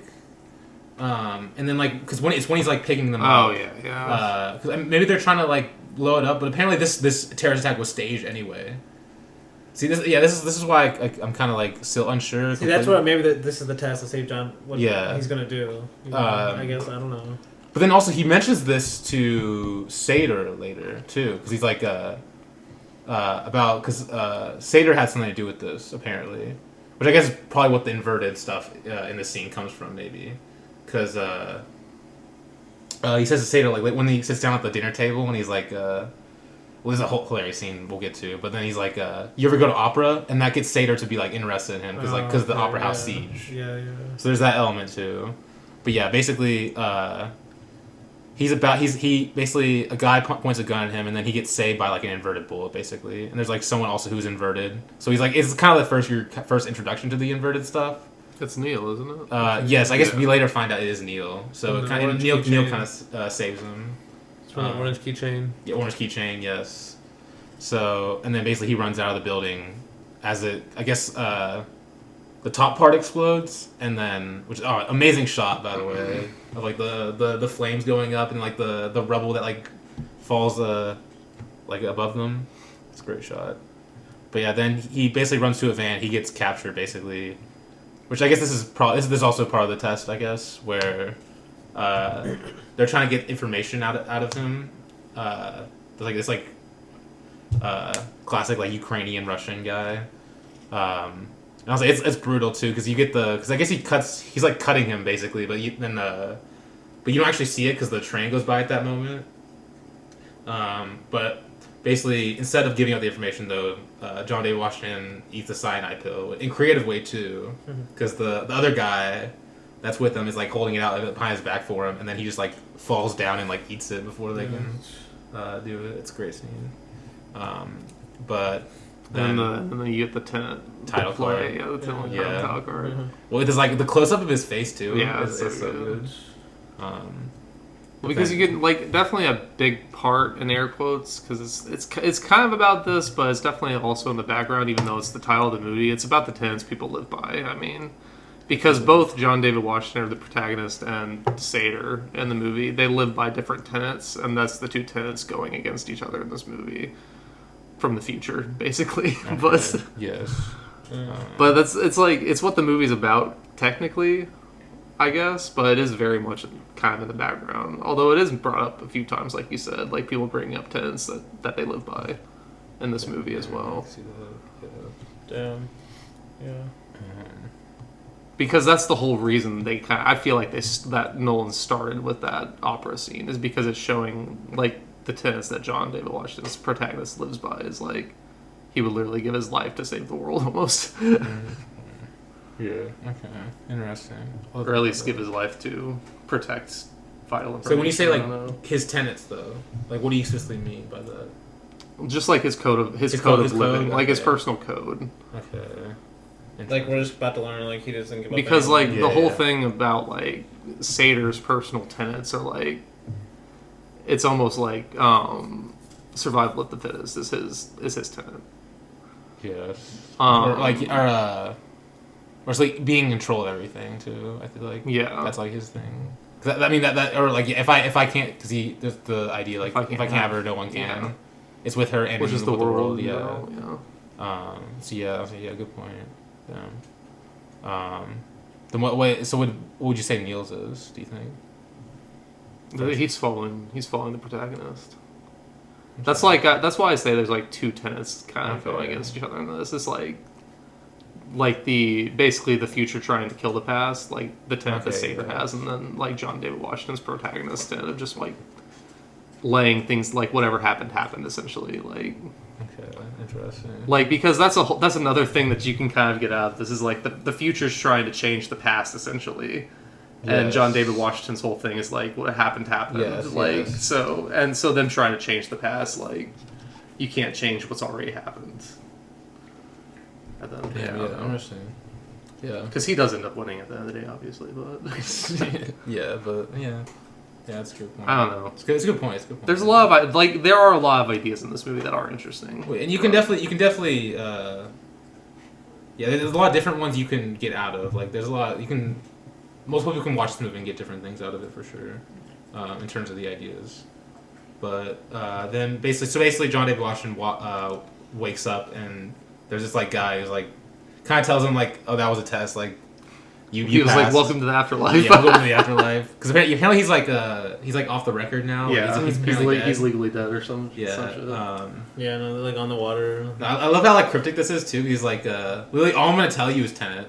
Yeah. Yeah, I'm not gonna tell you. I'm not gonna It's like. all I have for you is a gesture in combination with the word. Tenet. Yeah.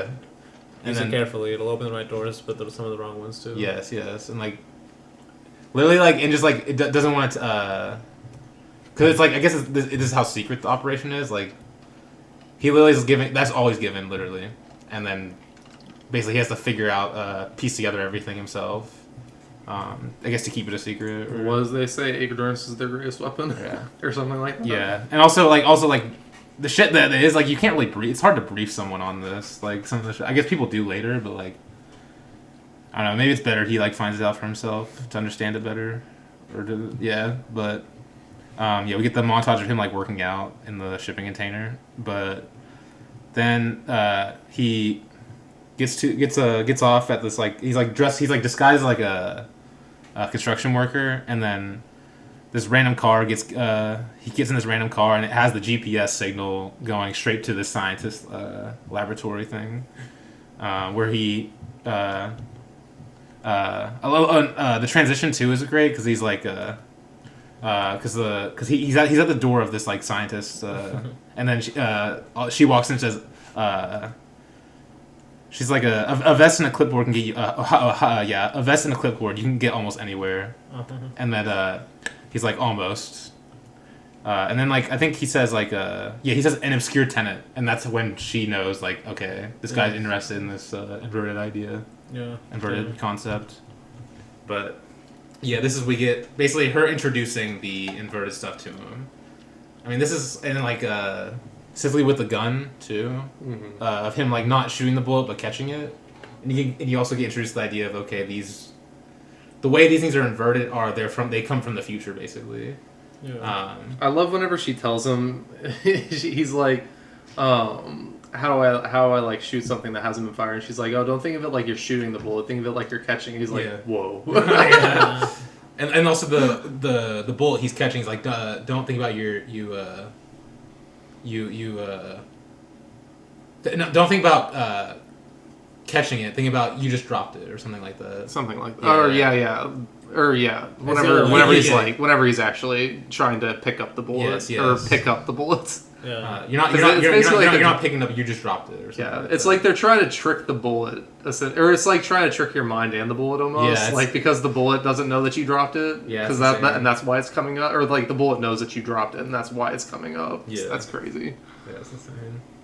And then we shown mostly visually, or I mean not most. I mean shown entirely visually, but also explained in the background. Yeah, but also I find it because there's a lot of like interesting details too. How detailed it gets sometimes because I think he brings up like, but this bullet was made like in the present basically. Like how is this from the future? But she says like okay, but it can end up.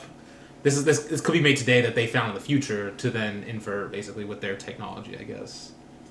Yeah, so there's a lot of interesting stuff in this scene, but and I watched the special features on this, and something that does add something to this movie in general is how practical almost everything is.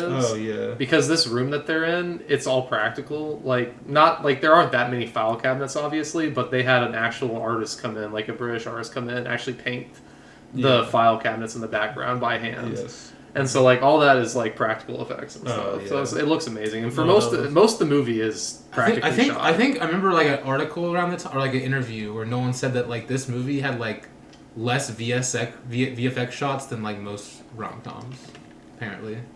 I'd believe it. Which is insane. Because even the building, like, that we'll get to whenever they fire the missiles forward and backwards like, that's mostly practical still. Yeah. Like, they combined it digitally, but all the explosions and shit is all practical. I think the commitment to practicality and location shooting is why I kind of, like, disagree with Dany saying, like, the outdoor moments are, like, Netflixy or whatever. Like, I kind of disagree with Dany on that. No, they're literally there. Like, I don't...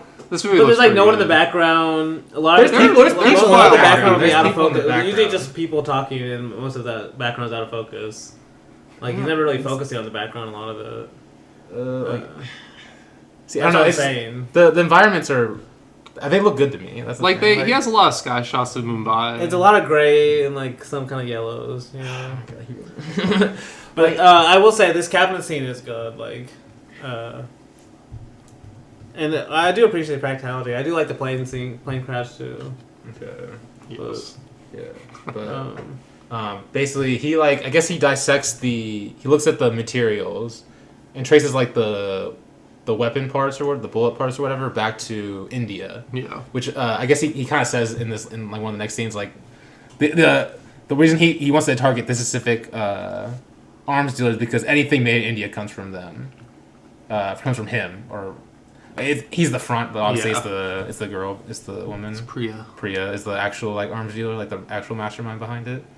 But yeah, basically and then John David Washington calls in the guy from the boat and is like, I need an assist in Mumbai, and then and because he needs to get to this like arms dealer, and then the guy's like. He's like, I love, because on the phone, the guy says, him? Like, he never leaves his house. And then John David Washington goes, I'm literally looking at it right now. He's like the shot of, like, the tall-ass fucking tower house that he has. It's great. But then we get the introduction to Neil. Amazing introduction, too. Just casually sits down next to him. He's like, it seems you need an introduction to a prominent Mumbai local on short notice. I love I love Robert Pattinson in this movie. He's great. He is. He covers really well with John David Washington. I don't know if I probably made that point already, but it needs to be stressed. I guess they both have this like dry humor to them that I really like, dry sarcastic humor, especially John David Washington. But like Robert Pattinson definitely has that as well. Yeah, like John David Washington's. The two movies that I've watched with him that heavily featured duos is this one and like Black Klansman. Yeah. And I don't remember who was playing opposite him in Black Klansman. I forget Driver? now. Like their chemistry is also amazing. Like I don't know, John David Washington. He's good at playing like he just might be that good. Yeah, he's really good at playing like a more blank slate character that like I guess you could project on or maybe like or at least have an actor bounce off of him really well. He's got this, but he has a swagger He's too. got He definitely has a swagger to to him. him. It's unbelievable. I mean, we're gonna talk about some of the scenes he has, but oh my god. But yeah, so basically we get Neil and the protagonists. I guess like heist on this, or just like getting to the arms dealer, in one of the coolest ways to get up there, which is. I think they're like discussing like how we do it. Brainstorming how to get in because they're like basically impregnable. And they're like, I guess we can use like bungee jumping to get down. And it's like, why not to get up as well, or something like that. And then that's how they like get the idea of because they were talking about parachuting and stuff. And the like, protagonist is like, oh, I broke an ankle in basic training. It's like too short to parachute. Like, I mean, I've never seen this, but like, is this like a normal thing that's like? I have no idea. I don't. Them being think like so. catapulted up the fucking building. I don't think It's so. so insane. This is some crazy shit, but yeah, it looks so insane. This like, is them also just, practical. Like, yeah, it's insane. like pumped it up damn. to it. And apparently Robert Pattinson and John David Washington did these stunts mostly. So It looks like it. Fucking Yeah. hell. I guess they did most of their own stunts in this. I movie. mean, it makes sense for John David Washington because he was like an NFL player, Yeah. so like he's athletic as hell. Robert Pattinson also did most of the driving stunts that he did. Oh, was really? in, yeah. Damn. Like, yeah. Okay. I guess Robert Pattinson does seem like a sociopath to me in terms of that, like in terms of the shit he like is willing to do. Also, just the way he is too. Yeah. He's like lies in random interviews and stuff like that. Like he's such a troll. I mean, they made him take like a test to like all the stunt drivers I guess take, and the stunt drivers had to sign off on him, and they said he was good. So, so they just let him do most. I mean, of it. do we all love Robert Pattinson here? I feel like we're all like. yes. Do you like Robert Pattinson? I like him. Okay. So, one of the best actors working today, you think? Like, or best young actors? I don't know. I'm not qualified to say that. Okay, fair enough. That's fair. Yeah. Fair. Based on my limited seeing of like 30 who movies also, this decade, yes. Yeah, like, what else would I say, really? Definitely not Chalamet. He's better. Robert Pattinson's better. Chalamet has Chalamet's good, potential. though. He's good. The new Safdie brothers movie? Or Josh Safdie movie, See, we're just based on what directors they've been with. Exactly. But yeah, but the raid on the arms dealer's house, they like sneak in. They like because John David Washington puts a gun to his head and is like you see Freya, her name's Freya. Priya. I keep fucking up the name. Priya's like looking at him and like he's like about to press the alarm, but he's like hope you know there's no one pressing the alarm. Yeah, and then he's like, "There's no one on the other end." You just get a cut to Robert Pattinson in the alarm room, like pointing guns to them. Like, oh, it's so good. Honestly, this movie has a lot more similarities with Miami Vice than I actually think, because like that movie also has like this like bromance duo. It's also like a black guy and a white guy. I had to watch Miami Vice again. Oh, it's so good. It's been a long time since I've seen it. But it kind of has this these two like professional skilled like I mean they're like cops detectives in detectives in Miami Vice. This one they're like spy espionage fucking experts or whatever you call them.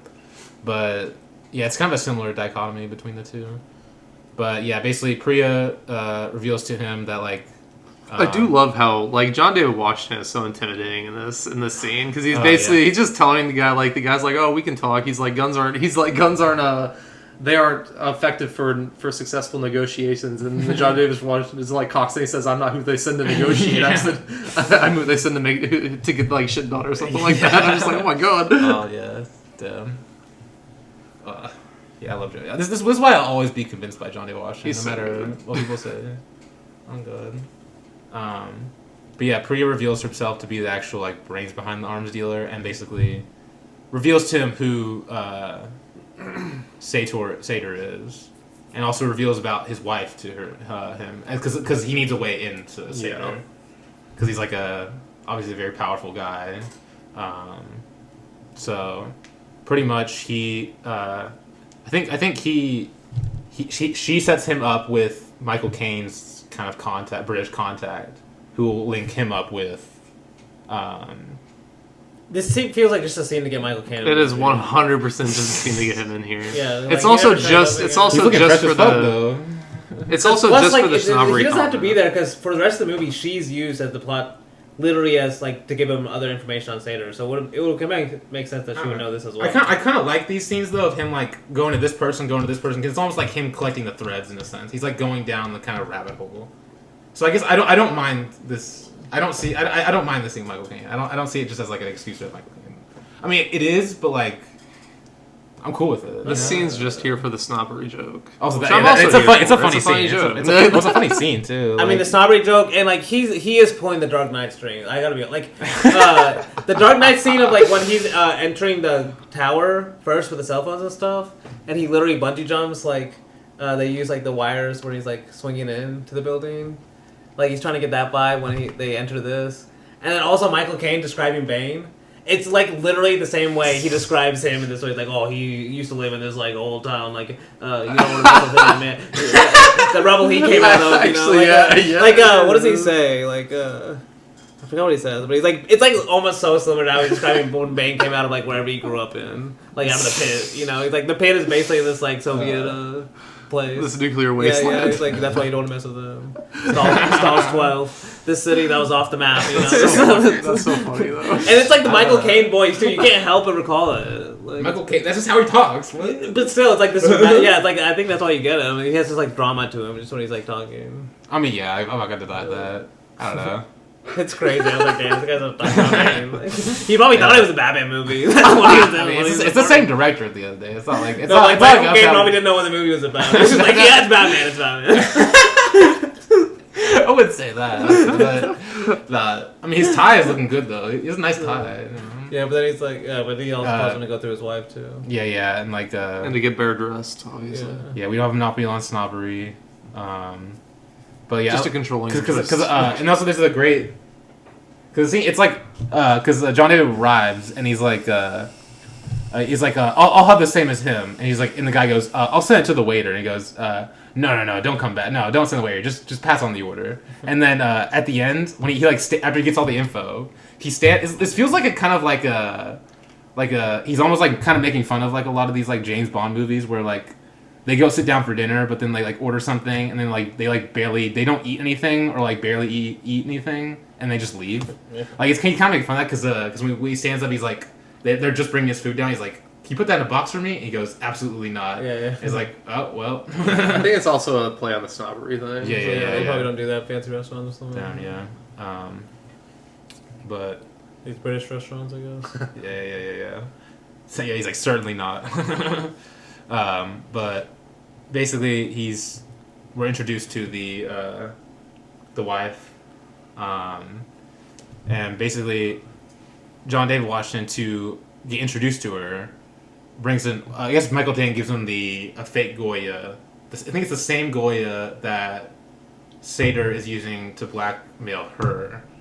Cause that's a whole thing. Because Sator she bought a fake off this art dealer or whatever, and then I guess she sold it to Sator, I guess, and then Sator basically is using it to blackmail her to staying with him. Yeah.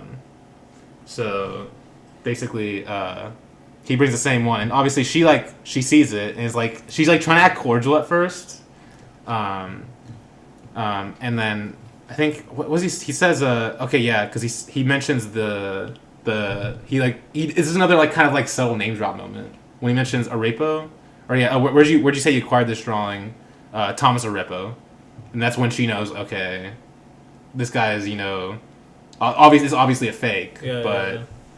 he knows something, and he wants like basically she wants to talk to him more. Because he does a lot of like manipulation to like get closer to people in this movie. He does. I guess this is the whole thing of the plane scene. Like they don't actually steal the drawing, but it got him closer to Sator. So even though he like kind of tricked her into thinking they got the drawing, it's complicated. But yeah, we get the scene of him at the restaurant, which this is one of my favorite scenes too, because I quote the scene all the time. Simply one a little later, but like basically this is when she kind of explains to him, okay, this is kind of what I was saying, like him having a hold on her, basically blackmailing her, and then also bringing up the Venice, or is it Venice vacation? Is in Venice, right? The one on the yacht that we come back to. Vietnam. Or Vietnam, yeah. Yes. Basically that like she thought they were like men things, and then like she freaked out, and then basically when she like went offshore with her son, and then he called them back, and then when they were coming back, she saw a woman drive off the boat, which comes back later, and a great surprise, kind of great reveal in a sense. So, but she saw a woman jump off the boat, right? Yeah. But in this timeline, she also came back to the boat and Tater was alive, right? Yeah. Or I guess, yeah. But the reason she was jumping off the boat was because she had just killed Tater. Yeah.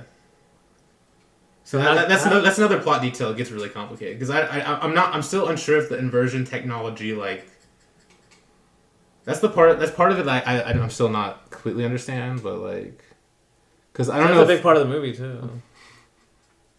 I mean, the central scene, yeah. Because her coming to this moment right there, but also isn't it said that he's inverted? Because did he invert? Because isn't him in that scene him inverting back to that moment too?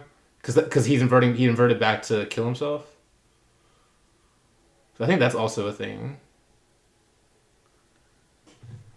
Because like he inverts back to this moment because I think they mentioned that like he inverted back to that moment to have one happy moment, like one like final moment before he kills himself. Yeah, it's confusing for sure.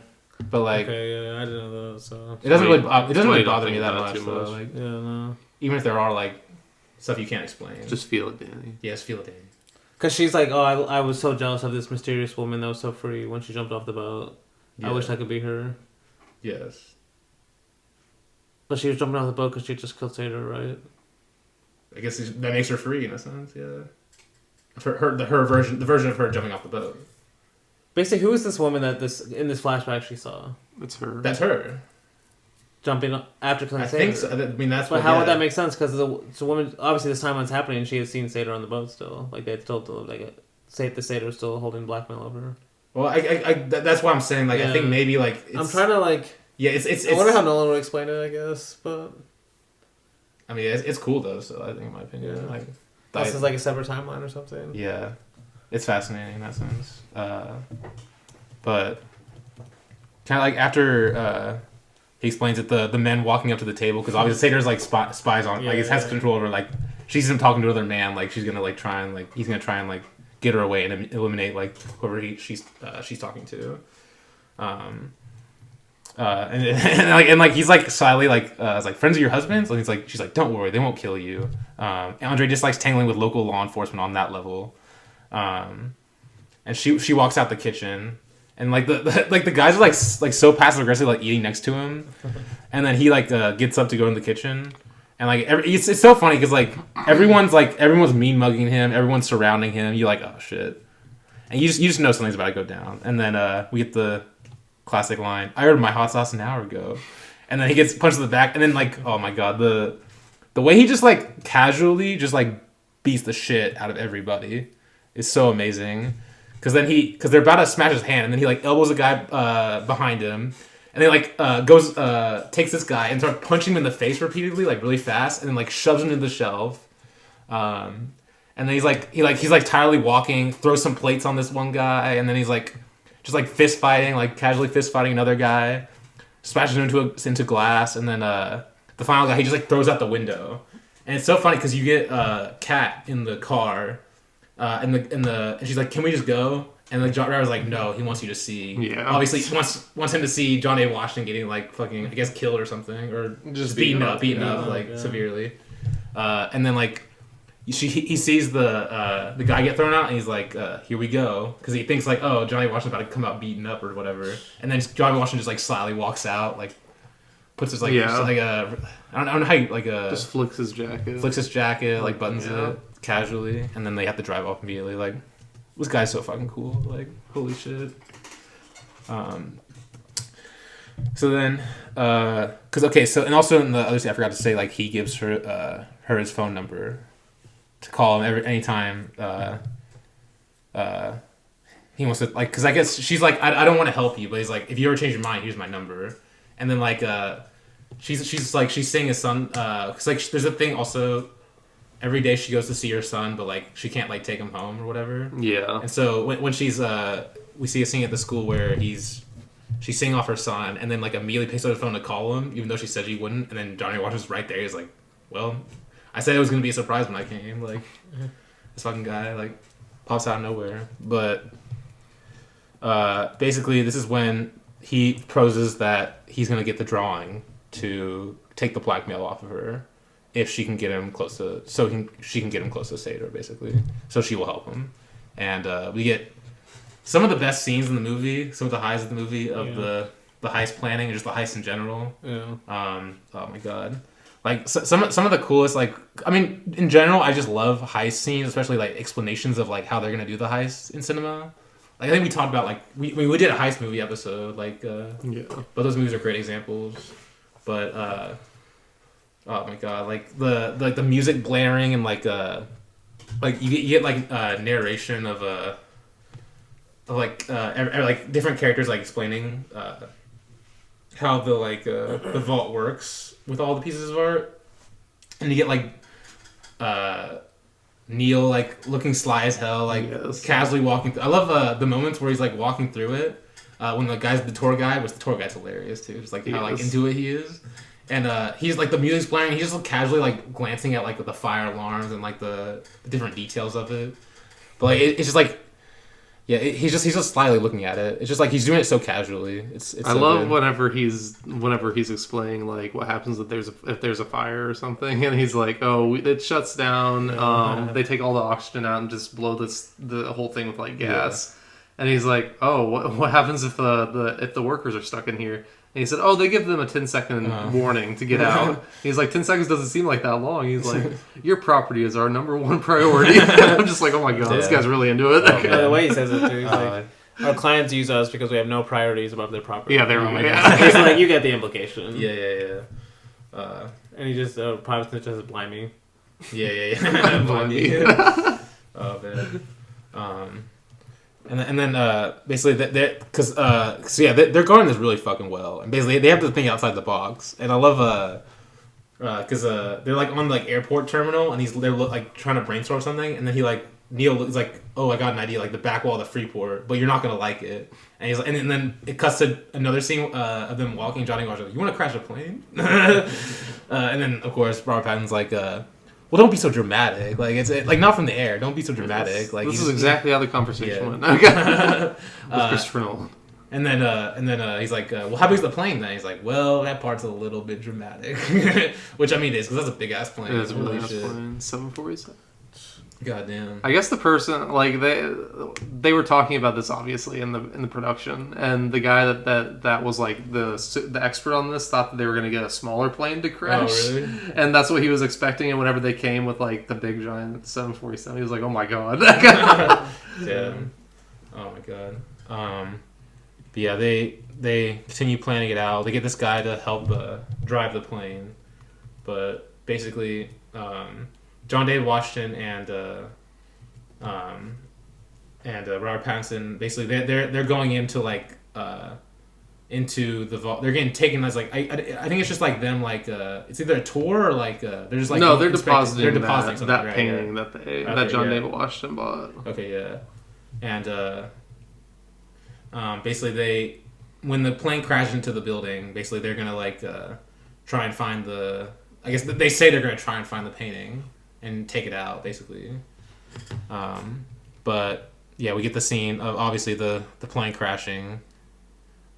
And this was all done practically too, which is, I mean, obviously we haven't been talking about it, but yeah, it's insane. Like, literally just like running a fucking plane to the fucking. And the whole thing, their whole plan is like the plane crashing is going to be the secondary distraction to the gold that's on the ground. Because Yeah. like Yeah. that's the whole thing is like this plane's full of gold. Yeah, Like, they're like, wait, what about the gold on the plane? Though? Yeah. Like, we'll just drop it off. it's like no one's going to pay attention to two guys trying to. Yeah, get they're in like, there whenever there's all this because gold. they're like, because I think John David Washington's concerned about like, it's gonna make national news or whatever. Yeah. And he's like, no, I won't even make a headline. It's or- like, well, maybe the gold. yeah, didn't think about that. Like, No, so is their whole reason for going here?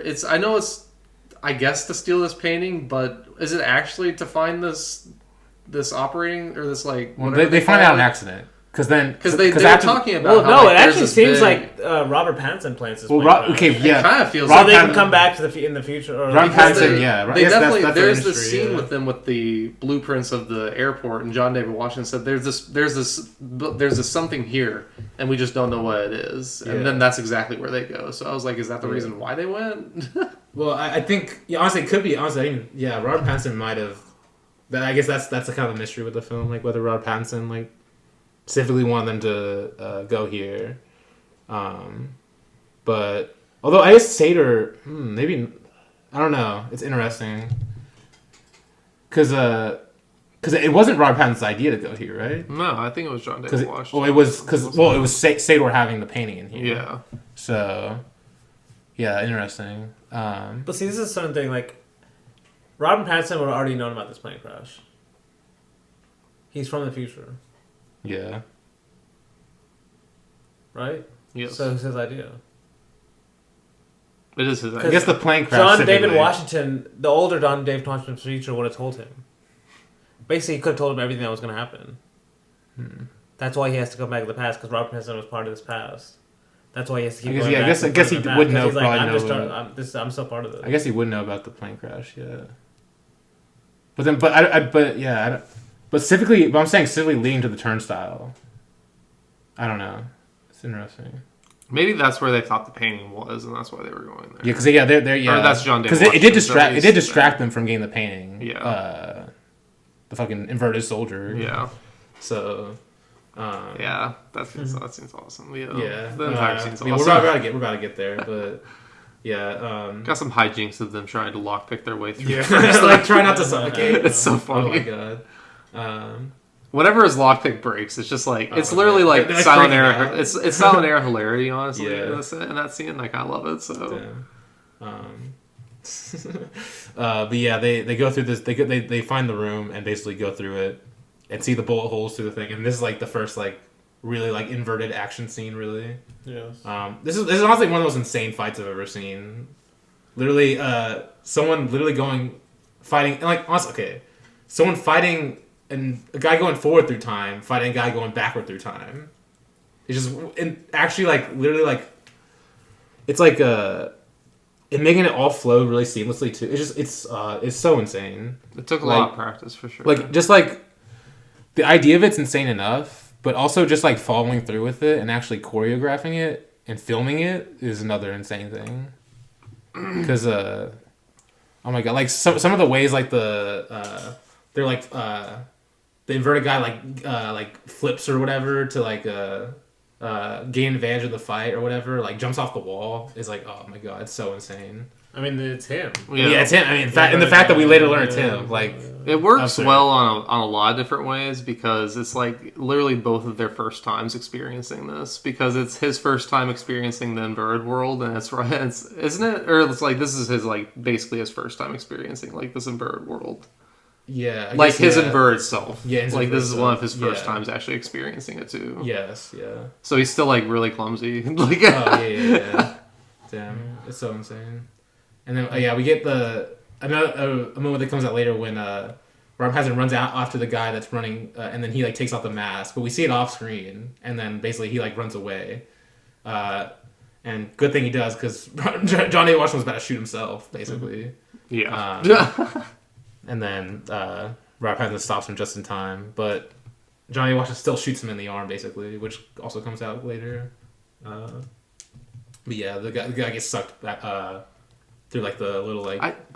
I want to say this is the first scenes that they shot in the movie was the airport sequence. I can't remember because I did watch the special features, and I want to say this was like the first scene that they filmed was this fight sequence. Damn, that's insane. And I think it's because they just wanted to they said it was preschool for everyone because they'd never done anything like this. I mean, no one has. Yeah, no one has done anything like this before, so they wanted to start with this so that they'd get a good idea of how it would kind of go. Yeah. And they filmed the final battle at the last, like that was actually their last thing filmed because that was the hardest thing to film, obviously. But but the scene ends in a hilarious way when they take themselves back into the room they started in and like pretend like they were passed out the whole time. And the core guy walks back in, he's like freaking out. He's like, "Oh my god!" And then it just cuts to Robert Pattinson, like, and him just like sitting in the like. So fucking like apartment thing. He's like, well I've seen too much. Like, well that was crazy. Like, oh my god. But they're like, I guess they like kind of discuss like what that could have been, and then he goes back to because he's like obviously just saw a fucking inverted guy, and he just like fought with him. So like he goes to Priya to ask about it, and she tells him to. I think she tells him about the turnstile. Does she turn out turnstile in the scene, or it's like tells about the 241. The plutonium 241. Yeah. But I think this is where she tells him like they're being attacked by the future too. Okay. Yeah. But yeah, he and like he's like part of it, I guess. Like Sator's part of it. He tells her like he needs to keep Sator alive too. Which I guess maybe shows that she knows about the dead man switch if she tells him that. But yeah, true. Yeah, then we I guess where's this yacht this whole like place at? What European place? Because I mean it looks amazing. But basically John Day Washington is with Kat, and basically as like she's like she's gonna be like he's gonna be confused with who you are, and he's like telling her like, oh okay, no, I'm some ambassador from this country that we met in a party in Riyadh last June, and she's gonna think she's like he's gonna think we're having an affair, and he's like well, he's gonna want to talk to me then, you know. So he's obviously trying to get close to him, and so he of course the great shot of him driving the fucking speedboat with her in the back, looking fly as hell, of course. But yes, sir. Basically, I guess this is where we kind of get introduced to Sador. Like, actually, we only heard him by name at this point, but we get this dinner scene where John Day Washington sits down and is like, of course, the only open seat is right next to Sador, and he's like, Sador's just looking at him like, I think the first thing he says is like, "Are you sleeping with my wife?" And he's like, "Not yet." Like, oh my god, this fucking guy. And yeah, there's a lot of great banter between the two. Like I'm gonna slit your throat and put your balls in. I don't know. That's what it is, right? Okay. Yeah. You basically got there. Oh man. But yeah. And Dave, how's he finish the quote? I have the exact quote. Hold on. It's the you don't know the satisfaction of watching a man you hate trying to pull his balls out of his own throat before he chokes to death or something. He's like, yeah, I guess he is kind of like cartoonishly like Russian villain, but like I don't know, there's something about him I really love. He's definitely James Bond villain for sure. No, he is like super villain type. Yeah, but yeah, he's really entertaining. Yeah, the exact quote is, it's very gratifying. It is very gratifying to watch a man you don't like try to pull his own balls out of his throat before he chokes. Yeah. And then John David Washington says, "Is that how you treat all your guests?" Yeah. But Sador's about to send him away, but then John David Washington asks him if he likes opera, which I guess is referencing the Opera House Siege at the beginning of the film, which Sador's like, okay, meet me at the dock. I think Sador tells him to meet him at the dock at 8 a.m. Or it might have been John David Washington telling him, but basically, Sador's like more interested in him now that he said that. So basically, we get the. what even is this? Like, is parasailing, but like I think it's like speedboat parasailing. Something like that. I have no idea. This is some like rich person shit. I know. Yeah. It's like the first time this has ever been put on camera, I think, or like this type of obviously like filmmaking like this. But Interesting. Yeah, like, it's because crazy. I like all the actors I think had to go through safety courses before they even were able to go on these things. Because whenever Christopher Nolan told the experts that they got for this scene that they wanted to like have basically throw someone off, like that's the whole point of the scene is to throw him off. Yeah. They were like, no, we can't. You can't do that because you're going. They're going like 60 miles an hour on these things. Yeah. It's insane. Yeah. Like throwing someone off into the ocean at 60 miles an hour is insane. Which, I mean, I guess it's kind of like he almost died. Yeah, he like passed out in immediately the after she detaches him. But I think they're like talking about the. It's very impressive. So. Yeah, because I think this is when Johnny Washington's talking about 241 and like. I guess he basically is trying to get to work together. He wants to work together. Wants to work with him to help understand like what Tenet is, and the cat takes the opportunity to disconnect his harness, and then obviously she wants to kill him, but then John Day Washington wants to save him. So I guess she gets mad at him for, but yeah, he basically saves Sador's life, which in a sense almost kind of gives him more favor with Sador. Exactly. Yeah, kind of helps his plan even more. Yeah. Which also, I should mention the scene before this. I forgot. There's this quick scene between the cat and Sador where Sador reveals to her, in the most brutal way possible, too, that he still has the painting. Yeah. Because you don't know if they actually found the painting or not. I don't think you don't ever see it, so you don't really know. Even though I think Johnny he tells her that like, oh, it's taken care of. But then this is basically Sador's like, oh, I took it out of there. Well, because I had a... she was saying stuff to him, and he was like, "You're being extra spirited to this way," or something like that. Yeah, she thinks it's like she doesn't have his hold on her anymore. But I mean, the most brutal ways, bringing her the food and then revealing it to her with because it's on the plate, the platter, I guess. Oh man. Because again, he says like I took it out of the museum a few days before because I had like intuition. My like intuition never lies, basically. Which kind of hints at that, like, obviously, like, he's kind of can, like, obviously invert himself, and so he already knows about it, that was going to happen. So, yes, there's a lot of chess, I guess you could say, chess moves in this movie. That's, like, one of them. But, Kat, like, is, like, mad at John David Washington in his room, and then Sador's men knock on his door, and he's like, cause, it's a great kind of moment where he's like, John Washington's like, give me a second, I'll come and see him, and the guy at the door's like, no, he wants to see you now. He's like, he wants to see me without pants? Like, it's more of his, like, sarcasm. But, basically, Sador talks to John David Washington, where he's like, it seems I now owe you my life. My life is not nothing, and I don't like to be in debt. And so he's like, then pay me. And basically, he initially wants no retribution against Kat, but then, I think Johnny Washington's like, well, help me get the plutonium from, I guess this, or the 241 from, I guess, where was it? Like, who has the 241? I forgot. Is it like someone has it. They have to steal it, basically. Yeah, that's this car scene, right? Yeah, that's what the whole, like, heist car scene is. I guess this I think it might be like a government type deal has it. And they're like transporting it basically, and that's when they perform the heist. But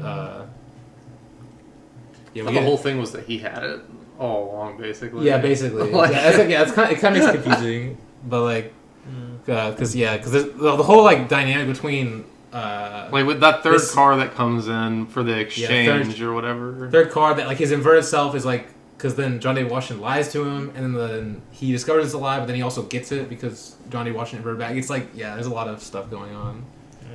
But, I think Sador, he's like about to beat up Kat, and then he gets told about, I guess he gets some like inverted material or whatever. Was this the brutal scene where she like pulls the gun on him, and then he kicks it out of her hand and just starts like kicking her? No, that's later? A bit later. Okay, that's at the inverted room. Okay, yeah. Well, he's about to beat her up in the scene, but then she's like, "I'll scream so loud that he'll hear me." Oh, yeah. But then, John Day Washington spying on them. Like, I guess he gets paid in like these like gold bars, these like inverted gold bars from the future. And then basically he sees John Day Washington spying on him, or I guess his cronies see him, and then and this is when he's actually like, okay, something's up with this guy. He's not what he says he is. I mean, I feel like he already suspected, but this is when he like really knows. But also there's also the element of like, did he know already? This is what I find really fascinating about this movie. I don't even know. Kenneth Branagh definitely beat someone up with that gold bar before he. Oh yeah, the way. Oh man, he's like, I need some kind of payment or something, and then like just throws in the bloody gold bar. It's insane. But basically, he gets Neil back to help him with this heist. Basically, this heist is all insane. But this is the scene where she pulls the gun on him. Or wait, is this? Actually, no, it's a little bit later. 'Cause they have a little confrontation basically, but this is where the heist happens, and this heist scene is insane. What's also kind of funny too, because so it introduces the heist, but then it goes back to goes back to Kat and Sador, and this is when he kicks her basically. Yeah, it's brutal. Not a good guy, in my opinion. No. Because now, like he's just going to be using her as a hostage to get John to hand over the plutonium or whatever is actually the mind games that are played, like him like negotiating through the inverse is so insane. Oh my god. Because then like John was like, well, I already know he shot her, so I don't have to like actually like tell him the truth. Yeah. And there's that element. It's That seems awesome. But yeah, basically, there's this transport bringing the 241, and there's like 4 of them, and they basically, what they do is they surround this truck and then basically like all ram into it to keep it going while because the security on there. Well, the security for the truck is set to go off if it stops moving at all. Yes. And so whenever they see that the truck's still moving, the radio communications are cut off. They think it's weird, but it's like, it's still moving. Yeah, it's so funny because like, it's honestly like hilarious cut where you're like, oh, it's still moving. It just shows that like the it's so the car being like dragged across. Like, oh my god, it's hilarious. Plus, I don't know if you said the exact quote of like Blake said this earlier about like when he's describing the plan, it sounds like Nolan describing like how to make the movie too. Yeah. Like, because when Robert Pattinson's like, we need big guns. I like, it is Pattinson describing the plan too. I think. Oh, the plane. The plan. All the stuff they need. Where he's like, we need big guns that make the point without being fired. We need a fast car that doesn't look fast. 4 heavy vehicles, all different. Bus, coach, 18-wheeler. One of them has to be a fire truck. Most of all, we have to set this up with nothing on the record. Yeah. But especially all that stuff's like, because it's practical too, you're like, damn, they actually did it. Yeah. You know? So like, makes you think of like that level. This is the Estonia stuff. Like, this is in Estonia. Because they actually did this on like a real freeway. Like they were looking for a place to rent out. So. I specifically remember when this movie was in production, I saw on Twitter, someone videoed the freeway that they closed down, and like, people saw all the cars driving backwards, and they're like, "What the fuck?" Yeah, it's like, this is for Nolan's new movie. Like, what the hell is he doing? It's insane. What's he cooking? But yeah, John A. Washington like fucking. Okay, the way he uses the fire truck ladder to like swing himself to the center like van and like blows a hole in it is so cool. But yeah, basically, he's doing all this while all the cars are moving. There's also a police car that comes up on them that like they shoot basically, and then like it gets blown out or whatever. But Johnny Washington steals it, gets in the car, and then basically this is when they they hear the voices on the radio speaking backwards. They're like, "What the fuck?" And then I love how you just see something weird happening up ahead. Like, you don't even know what it is yet. You just see like some disturbances happening. You see a car like driving backwards and like spinning out. Like, it's like spinning. I don't know how they. Well, because at first you don't really see much going on. You just see something, some type of disturbance in the system. It's the radio. The voices. Yeah, the voices on the radio like the main one, I think. Yeah, but like, oh man, the car, like, dude, how do you shoot the car driving in reverse, like following their car? They had someone jerry-rig. They had someone jerry-rig the cars to make the backward. Like the reverse, the forward, like power instead of the reverse power. Oh my god, it's insane. What fucking madman thinks of this shit? Holy shit, it's insane. Like, you're going so fast, going backwards. That's what I'm saying. Like this, this movie has like so many like like the coolest things I've ever seen in a movie. Like this is one of them. Because then we also see that this car that's following them is Sador pointing a gun at Kat for the plutonium, and then John David Washington throws the case to him. I don't think. Do we know in the scene that he didn't give it? They like secretly like. It's like because okay, we all see the car flipping in reverse, but I think he like secretly doesn't give him the plutonium though, right? Well, Neil's telling him not to. Okay. He's basically saying I have to because he doesn't want to lose her or anything. Yeah. So they toss it over, but he doesn't know if this like the plutonium's still in there. Yeah. Like we don't know what happens to the plutonium because until later, whenever we find out that John David Washington's in the BMW that's right between them, Yeah. and he's who got the plutonium somehow. Yeah. I've watched that scene like 3 times, and I'm like, I don't understand how the plutonium goes the thing into his car. Yeah. So in the inverse scene, you kind of see it bounce to his car. yeah, like it's So it I don't know. bounces I don't know if out the into his inverted car. one he caught it in his inversion. Like maybe that's what he was. Yeah, Yeah, He like that's what he was trying to do. He like caught it with the inversion, but then obviously like he flips over, yeah. and then Sador comes by and steals it from him and like blows it, like sets it on fire. I think that's maybe that's like the best explanation I have right now. But the shit looks cool. It does look goddamn, cool. the shit's so cool. The car flipping is awesome. And then like them leaving her in the car, like driving backwards is so insane. And then like Dany Washington do that whole thing where he like jumps in, like stops, breaks it like with his hand just in time. Oh my god. But yeah, they get.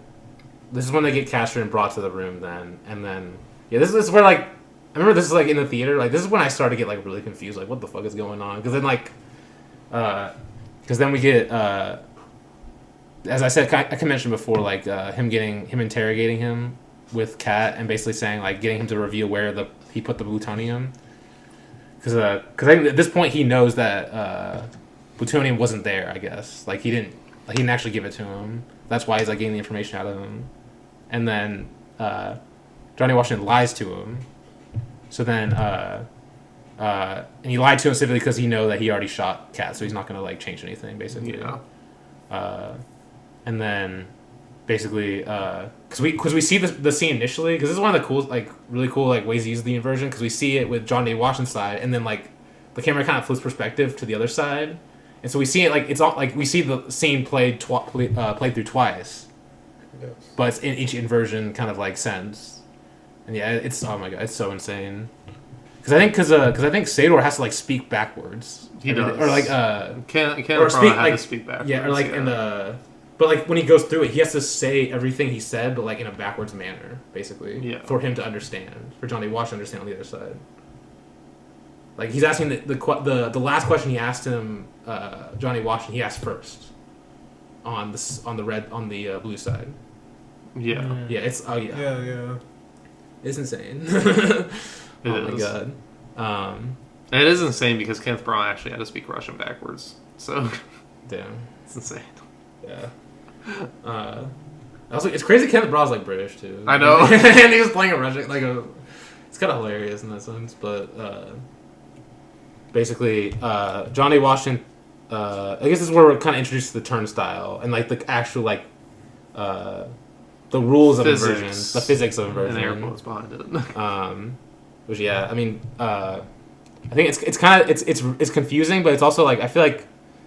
It makes sense that it's confusing because, like, I think, because I mean, there's not really an easy way to explain it, and I think it's kind of like, I think this is kind of how the protagonist feels too, because he's like just as confused as we are basically the whole time. Oh, yeah. It's why he makes the mistake of like multiple mistakes going backward, trying to like change stuff, until he like figures out like the rules, like whatever happens, like you can't like try to change it, like. But see, that's only because he did change it. So. Yeah, it's He actually doesn't agree with that. That's why he goes back. It's insane. But yeah, basically, they go through the inversion. Well, the fucking what do they call them? I don't like the special force unit that comes in with I Neil. forgot what they're called. I forget what they're called, but like yeah, they come in basically. We get what's his name? What's the actor's Taylor name? Johnson. Yeah. He's like the fucking smart ass fucking leader of them. And of course he says because because he's talking about he's like briefing them on like how you can't like you have to like wear a mask or like this like mask thing because like inverted air won't go through your lungs basically like you have to wear an oxygen tank. Yeah, you can't like come in contact with your former self because it will mean annihilation or whatever. Whatever that means. Yeah. But basically, he goes back out there to. I think I kind of explained this, but like, because you kind of have to explain. You kind of have to explain what happens here to explain the initial part. But yeah, he like goes back, tries to fix it, very much fails. And honestly, the scene of him like actually walking out to the world for the first time is like super surreal. It's great. Damn, it's crazy. Like the sound design and like just everything about it. Just all the dust flying backwards, basically. Yeah. Oh my god. And like whenever he steps in the puddle, it's like it sucks his foot into it. I don't know. It's pretty cool. It's pretty cool watching it for sure. Yeah. Because you have to get it like that's just from his perspective. Yeah. Because like then we see the real world again. Like. Yeah. Oh man. Well, we see the heist backwards now. The heist backwards now. Yeah. And like. Him try like basically he was the car that flipped. Yeah. You know. He was the car in the middle of the exchange. Oh my god! And then he served it up on a silver platter to him. Pretty much, yeah. But in a sense, he already did. So. Yep, like, exactly. What happened, so. Yeah. So basically, basically, Sador gets the 241 from him, and then basically like sets the car, which they mentioned before, also like if if fire touches you, it turns into ice. It turns to ice, basically, and so you're he gets set on. The Sador lights the like gas, and then like he gets set on fire. But then like you see like the once it reaches the car, yeah. No, it's cool. It's a cool shot. It's insane, yeah. And then like Neil's quote whenever he wakes up, he's like, "You might be the first case of death by hypothermia from a car explosion." I picked the hypothermia from a gas explosion in history. Because they're also Kat's also like in like a coma type deal because she got hit by the inverted round, which like is like more dangerous than a regular bullet. Mm-hmm. And the only way they can do that is by inverting her again or something. Which I guess their idea is to go back to Oslo because they know the turnstiles there basically. But so yeah, this is basically what brings them to go back to Oslo, which of course. Loops back to the initial plane scene where they're fighting backwards. Yes. Where we get to see it all again. Yeah, basically, it's man, it's so insane. Because I remember the reveal in the theater. Like when I revealed it was actually them at the time, I was like, "Damn, I'm mind blown." Like I was talk about. They talk about like the grandfather paradox too. Yeah, they do. Even though they don't really like solve it. But like I mean, you can't solve they at least bring it up. Yeah. They're like. That's what a paradox is. There's no answer. Yeah. You know what other movie brings up a paradox that? And it's way better, but no, not way better. But The River. Oh, Renoir's River. Yeah, Renoir's River. Wait, he's like he said something like about like he only needs this much, but it feels like this much. But like how much he needs to like live and stuff, because like that's why he's happy in India, because like he doesn't have this much, but in India it's like way more and stuff. It's like saying. And then the guy's like, "That's a paradox," and he's like, "That paradox can be true." Okay. I always remember that. Damn. I need to rewatch that. Can be true. Because that's kind of this movie too. Like, it's paradox doesn't make sense. Like, okay, so what happens? That's what a film is, you know. Damn. I didn't even think about that. Yeah. Because like they bring up like basically they're bringing up the because if you go back in time and kill your grandpa, how could you? How could you be the one that goes back in time and kills him? Yeah, you wouldn't even exist. Yes, exactly. Yeah. And then they bring up he brings up something like a parallel worlds theory. Yes. Because he said, in a parallel worlds theory, we can't know the relationship between consciousness and multiple realities. Because that's when you maybe get the multiple timelines, aka multiple realities. Yeah. Because this consciousness that's in this reality might not be the same one that he was in originally or something. Yes, yeah. You know? This probably helps explain the situation with her seeing herself dive off. But this is what I mean by it's alive. This is what I mean by it's still at the end of the day an action movie, because then he's like, "Oh, does your like." This is like where Interstellar might like actually try to make sense of it, you know, like get more along in the science and stuff. But this one, he's like, he brings up this idea, like the parallel worlds theory. He's like, "Oh, does your head get hurt yet?" And then, of course, the protagonist like, it's all way beyond him, everything he can understand, right? Like you're saying, he's just like an action hero. He's a protagonist. So he's just like, oh yeah, my head hurts, and that's basically it. You know, it just brings up the idea, and that's it. The way they kind of showing the idea though too. Yeah. The movie's more showing it, like in a way. Because they're kind of showing it here too. But it's not about the idea though. Yes. Like it is it's still there's still stuff going on, you know, like the relationship building, et cetera, et cetera. And like it's just an action movie. It's trying to have fun, you know. Yeah. It's not trying to be too philosophical about it. Like it's not trying to make your head hurt. Well, I mean, some people disagree. In a bad way? Yeah. No, but like I mean, like make your head hurt in a good way. You know? Yeah. Like making you think about it too much. Okay. Which can be fun too. I can see that. Yeah. Even like I would say, Inception is actually trying to make you think more about what's actually the mechanics of the film way more than this one is. Like how the worlds work and stuff like that. And the logic definitely makes more sense in Inception. Well, yeah. For sure. Yeah. Maybe that's it. Nolan's whole point is like reality doesn't make sense like that. I guess by this point. Or like time doesn't make much sense. Yeah. Time is like confusing. Yeah. Especially when you're like merging past, present, future. Yeah. But yeah, we get the original scene of them fighting in reverse, basically. It's honestly so insane because it's like it literally looks like the exact same scene, but they're fighting from the different side, basically. Like the camera was on the other side in the initial scene, but this is from the other side. Mm-hmm. It's like more focused now on the him as like the armed guard now instead of like more focused on him in this like in the initial scene. And then we get he goes through the turnstile, and then like we see that Robert Pattinson pulled off his mask and saw it was him and didn't tell him, basically. And so when Robert Pattinson goes to the turnstile and then they meet up back with each other, basically he's like, "You knew the whole time." He's like, you knew it was me coming out of the vault. Why didn't you say? And he's like, "That's a lot of explaining." When someone's about to put a bullet in their own brain. He's like, but afterwards, things the same. I knew you'd be okay. What's happened happened. If I told you and you acted differently, who knows? And he's like, also says like, my policy is to suppress too. The policy is to suppress. Whose policy? And he says, ours, my friend. Which I like to suppress. Like that's kind of interesting. Like what he means by that, because like I'm trying to think. Like do you think he's like trying to say like I forgot what I was gonna say. Like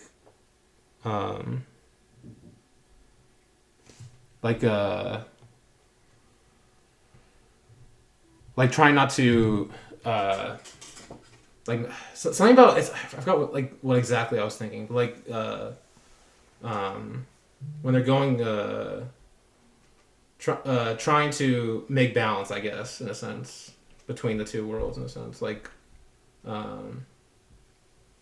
think it has something to do with their whole like ignorance is their best weapon thing. Like it's almost like they're saying suppress this this need for information or need to know everything, basically. Okay. Because at the end of the day, it doesn't really matter because what happens happens. Okay.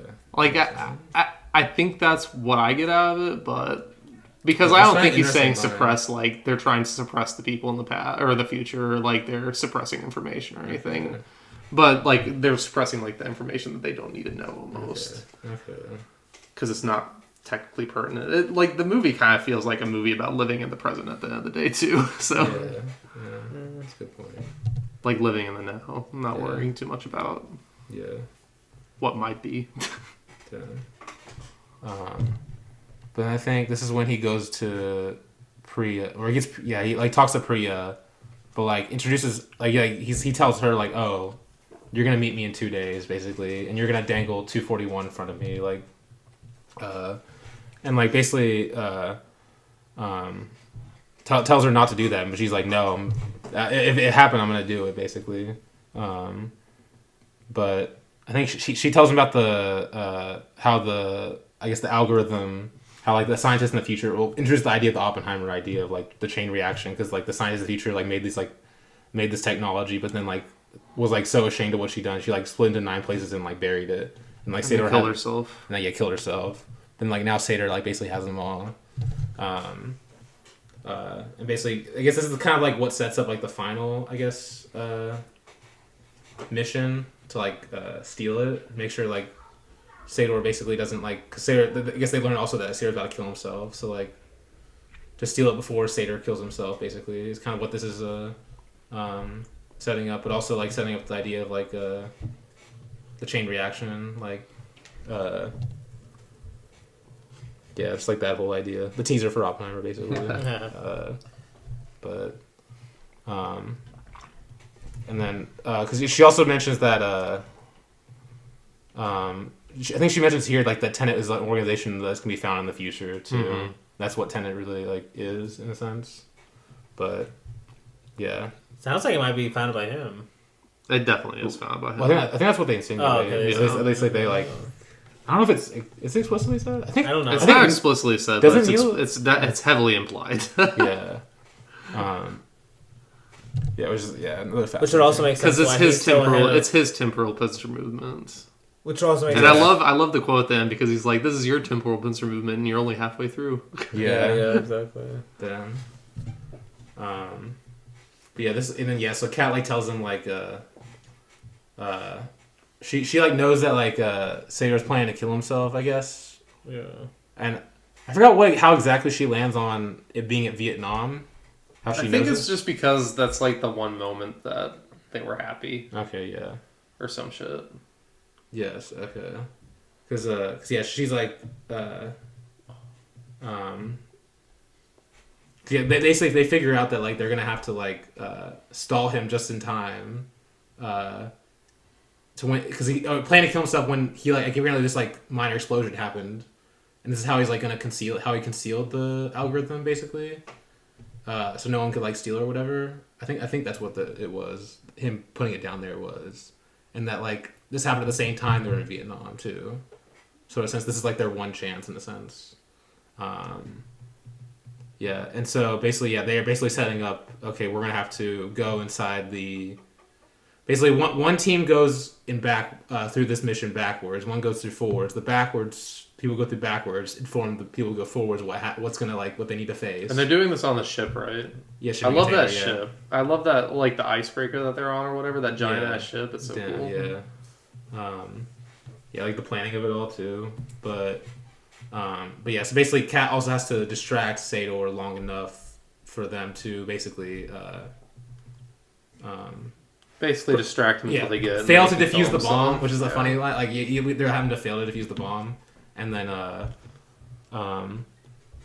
basically like, but also two like I guess they call what do they call, it's like the Splinter Unit basically secretly go down there and like steal it. Mm-hmm. But apparently like they can't leave the field without the knowledge of that, so they're gonna have to like kill themselves or something. Yeah, that's a whole like a thing too. And then because like Johnny Washington wants to go into it, and basically like Aaron Chadon's like, oh yeah, you're going with me. Like, but then also I think do you have the linear? Because this is also when he talks about that you think about it in linear terms. Yeah, he's like, there's no first wave. Red team and blue team operate simultaneously.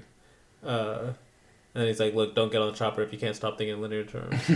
Damn.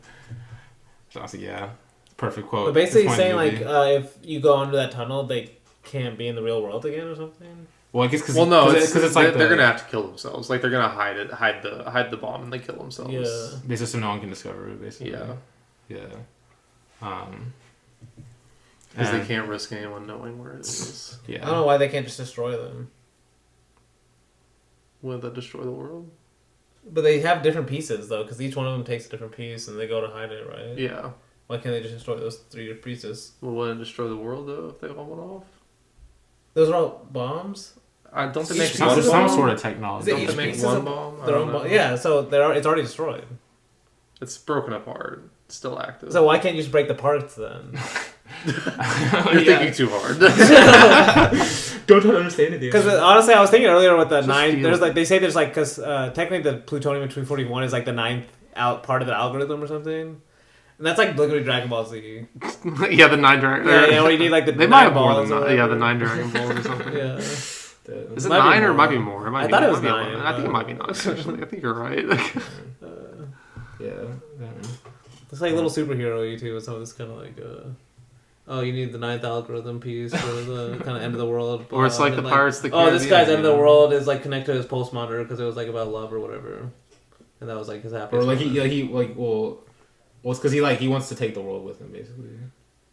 See, this is literally like if Thanos was doing this, you'd make fun of it. If Thanos did this. No. Yeah, if Thanos had a wife too, like that's what this movie would be like from his perspective. This is actually Thanos' like worldview. Yeah, it literally like, is. That's why I'm like. Well, it's very isn't Thanos superhero-y one of like half everything though? That's true. Yeah, he's a even little bit more better than merciful. this guy. He's like literally He's a more little logical better, than this guy. This guy's more end of like the more villainy like than Thanos is. I don't know about that. But... And it's even like more corny too because he's like connected to his wife somehow. Like his wife is his world, Dany. yeah, of course. Yeah. Dany hates happy relationships. No, it's not that. Of course, the real tension of the movie is like their emotional relationship, not like the fact that he's like ending the literary world with like nuclear. Well, it's also her killing him too fast, like letting her like emotions get the better of her. She does do that, which is like a crazy moment at the end. But yeah, this big set piece. Basically, the inversion and the forward team and the backward team going at the same time. There's a lot of like insane like shots of like people running forward and shit like blowing up, but also like unexploding. There's of course the amazing shot of them trying to make the distraction and then blowing the two the top and the bottom of the building at the same time, both forward and inverted. Is absurd. Yes, because you see it twice. The whole thing's absurd because you see all of them in the same shot, basically, like both teams working together. Yes. Yeah. And so, like, one of the teams is actually running backwards. Yeah, pretty much. Yeah. And they have to do it perfectly. Like, it's insane. Because all these are like real extras. They had like 600 extras on this scene. No. Yeah. Along with 4 helicopters or whatever, like those something crazy things. like that. Can you imagine? While you're like filming shit in the background in reverse, exactly, too. Like shit unexploding. But yeah, exploding and unexploding. Yeah, basically cross cutting between this and the couple on the yacht, and then because John David Washington and Aaron Taylor Johnson's characters, they run into the tunnel, but then there's like a tripwire that they trip off, but then you later see that. You see that Robert Pattinson saw them in reverse when he was going in reverse, seeing them set that up. And so basically he goes rogue and goes through the turnstile to try and warn them. Because you see him initially, you see a car driving behind them honking, and then they're like, they don't like say anything about it. But that was actually Robert Pattinson trying to warn them after he like went through the turnstile. It's insane. But basically, they go into the tunnel and... I guess Aaron Tyler gets shot or something. Well, they basically come upon the scene of Robert Pattinson dead. Yes, but they don't know it's him. But they don't know it's him yet because it's like, he's just there. But yeah, the other guy's there obviously too. Yeah, because he's about to shoot him, and then Robert Pattinson like dead body comes alive and just like takes the bullet for them. Takes the bullet and unlocks the door unlocks because the door. That's what he did like right before he took the bullet. Yeah, it's just fucking insane. Oh my god. Which at this point, I guess if it's your first watch, you still don't know it's him. Yeah, so. he does show the orange tag thing. He does show the orange tag in this scene too. Yeah. Yeah, which is insane. But and basically we see Kat basically because Kat is supposed to wait to kill him until is not supposed to kill him until she sees the flare, which signals that they like got the algorithm out. But then it's funny because they like every time that they cut back to that guy like waiting at the walkie-talkie, he's like he's so ready to fire that thing, and he's like hold, and he's like oh my fucking god, I just want to shoot this shit, like get this shit over with. I mean, Lily is like one like small miscommunication, like the whole fucking world's gone. Basically. Yeah, it's so insane. It's the bomb that didn't explode that's always the scariest. Yeah. But yeah, basically... Or whatever that quote is at the end of the movie. So, I don't think it's that exactly. It might not be that exactly, but... or the one you don't need to fire or something is the scariest. Something like that. No, it's or the most powerful weapon is the one you don't need to fire. No, it's the one... It's something about the bomb that never went off. Oh. Because that's what this movie is. But... But yeah, Kat basically shoots him a bit too early. And Just then, a bit. and then basically they have to get out immediately because it's about to go off. But they get out basically just in time. And honestly, the way they get out too, like with the car dragging them out, is so insane. Yeah, Saved him again. pretty much. Fucking insane. He saves him like 3 times in this ending sequence. Because they initially get up and then like while it's exploding, they get sucked down again. But then like he like barely like because there's a lot of tension with the car. He's like trying to like because it's like obviously like they like went down again, probably even farther. Then like, he like basically has to like step on it really hard, and then like they finally just like barely get out. It's so insane. But yeah, and then we see Kat diving off the boat, and it's like basically revealed that she was her shooting him and like just tossing him off the boat with the sunscreen. It's a brutal. brutal shot. It's a brutal shot. Yeah, Dany had a still of it earlier that I saw. It was hilarious. It's like so lifeless. It's insane. I feel like, is that VFX? Is that like It has to be. VFX or a dummy. It's one of the two. probably dummy actually, but it looks. It's really a good dummy. If really it is a good dummy. Like, Damn. Also, the shot of them dragging him on the speedboat going away is so funny too. insane. But yeah, basically they get out, and we get the final. It's an emotional final. We get the tearjerker. Yeah, Tearjerker. It works really well in my opinion. yes, it works for me a lot. It gets me every time. Oh my god! Like especially because this is when like basically. They're having the discussion about like the other guys basically like wanting to kill them. Yeah, pretty much. But he's like, but they think it's different, obviously. It's like gotta go hide and maybe that's every everything. man's decision to make for himself. Yeah. He's like, this doesn't mean I won't hunt you. I won't hunt you down. He's like, you won't try and find us, right? He's like that. I don't know about that. Like to me, this seems like the closest answer we get to the free will. Like, is there? Okay, yeah. Where he's like, all these things have to happen almost, but like it's like your choice. Okay. Almost, Yeah. in a way. But then like when Antonio Johnson calls him back for like to keep going or something, what is it like? Why does he go back to? He says he has to keep going. No, Robert Pattinson. He says yeah. like my journey. No, but what's the reason? No, because he's like there's no he's the best locksmith that he knows because he's like because Ryan's like John's like well I don't know anyone else who could have done that except for me. And he's like, well, I don't know any better locksmiths around, so... Yes, he's like, oh, it must have been me, then. Yeah, damn. Okay. Yeah. And then, like, John was like, wait, what? That's my bestie. No, I love it's one of my favorite lines where it's like, see, it's me in there again, waving another pass in the fabric of this mission. Oh, my God. And then, I love it whenever he says, to you, to me this is the end of a beautiful friendship or something. For you, it's just the beginning. That's where the tears hit every time for me. Yeah, like I was just like, God damn it. Yeah, it's revealed that like he knows him from the future. Exactly. Because it's just like the line that gets me the most though is we get up to some stuff. I was like, oh my god. At that point, the tears are already flowing for me. So, but no. I just love it because he's like, who actually reviewed you? And he's like, you haven't guessed by now? yeah. It's you. He's like, I'll see you at the beginning, friend. Like, it's so good.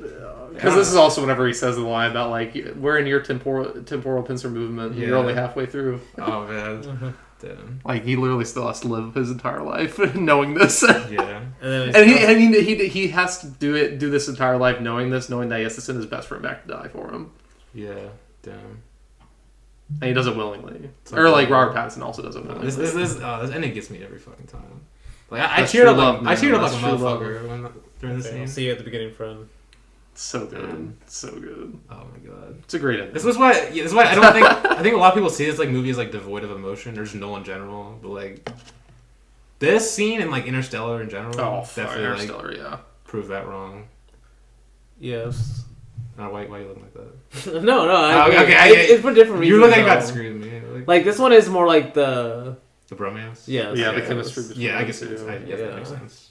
And it's just like it's the bromance of like. And honestly, it makes you think about it. It's like it makes you imagine like the two timelines coming back forward and backwards. You know. Yeah. It makes you just think about friendship like that too. Like, yeah, honestly.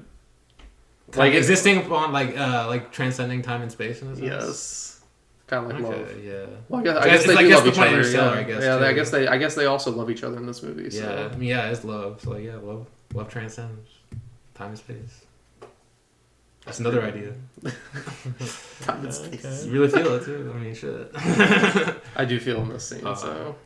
Technically, that's not the last scene in the movie. Oh yeah, Technically this, not. Yeah. I mean, the last scene. This scene is also really fucking cool. It is. Like, because I think, because yeah, John Day Washington tells her like, call me if you ever like feel like you're in danger or whatever. And so like, we see Priya's like planning to kill her to like tie off loose ends, and then like, John Day Washington's like there immediately. He just walks in the car. Basically, shoots the guy next because to him. Kat called him in that moment, so he just like inverted back. I'm assuming that's the idea, and then yeah, kills them both. The moment like her turning the mirror and then him shooting both of them is so insane. But because she, it's like whenever she's like, I'm the one that ties up loose ends. Like, no, that was never your job. That's my job. I'm the protagonist. Yeah. Oh man, damn. Yeah, let me see. And they just shoots her. Yeah. This is where he says it's the bomb that didn't go off. The danger no one knew was real. That's the bomb with the real power to change the world. Or is that her? It might be her. Yes, Might be her. I don't remember. It could also be him. Yeah, I forgot. But yeah. Yeah, that's Tenet. That is Tenet. Unbelievable. Yes. Miracle exists. I mean, there's no film like it. I would say No, At least not they're- quite. Not quite. that you have to give it to it. But yeah, Still not my favorite Nolan, obviously, but it's fine. it is very. It's a great movie. It's my favorite Nolan Great to film. watch. But I'm not like. But when I say that too, like obviously, like Nolan's other films are great too, which I think I've said before. But like, we definitely need to do Interstellar at some point. We do need to do Interstellar at some Or point. like The Prestige too. Those would be two great films to do. Honestly, yeah. Yeah, absolutely love this movie. Next week, we're doing the duo. We're doing a top 10 Top- of some kind. Top 10 canon. Canon. FTF canon. FTF can. So top 10 canon, whatever we're doing. I don't know if you can. We're gonna just come up with our overall top 10 duo movies. Bromance. or duo, Or just romance, duos, not duos. duos in movie. In film. Duos and movies. In film. Something like that. Along those lines. It was going to be Inspired bromance, by this but episode. Inspired by this Blake episode. is kind of salty. I am salty About what? Oh, about the bro. no bromance thing. I mean, It- there were gonna be it's a bromance. broader category. Yeah, that's what it it's is. a little You broader. can still get your bromance Yeah. adoration in there. Believe me, I won't. I'm just kidding. My list will probably be full of it. So Yeah. Anyway, I just gotta convince you guys to let on the canon. So pretty much. But yeah, next time, hope to see you floating through the clouds.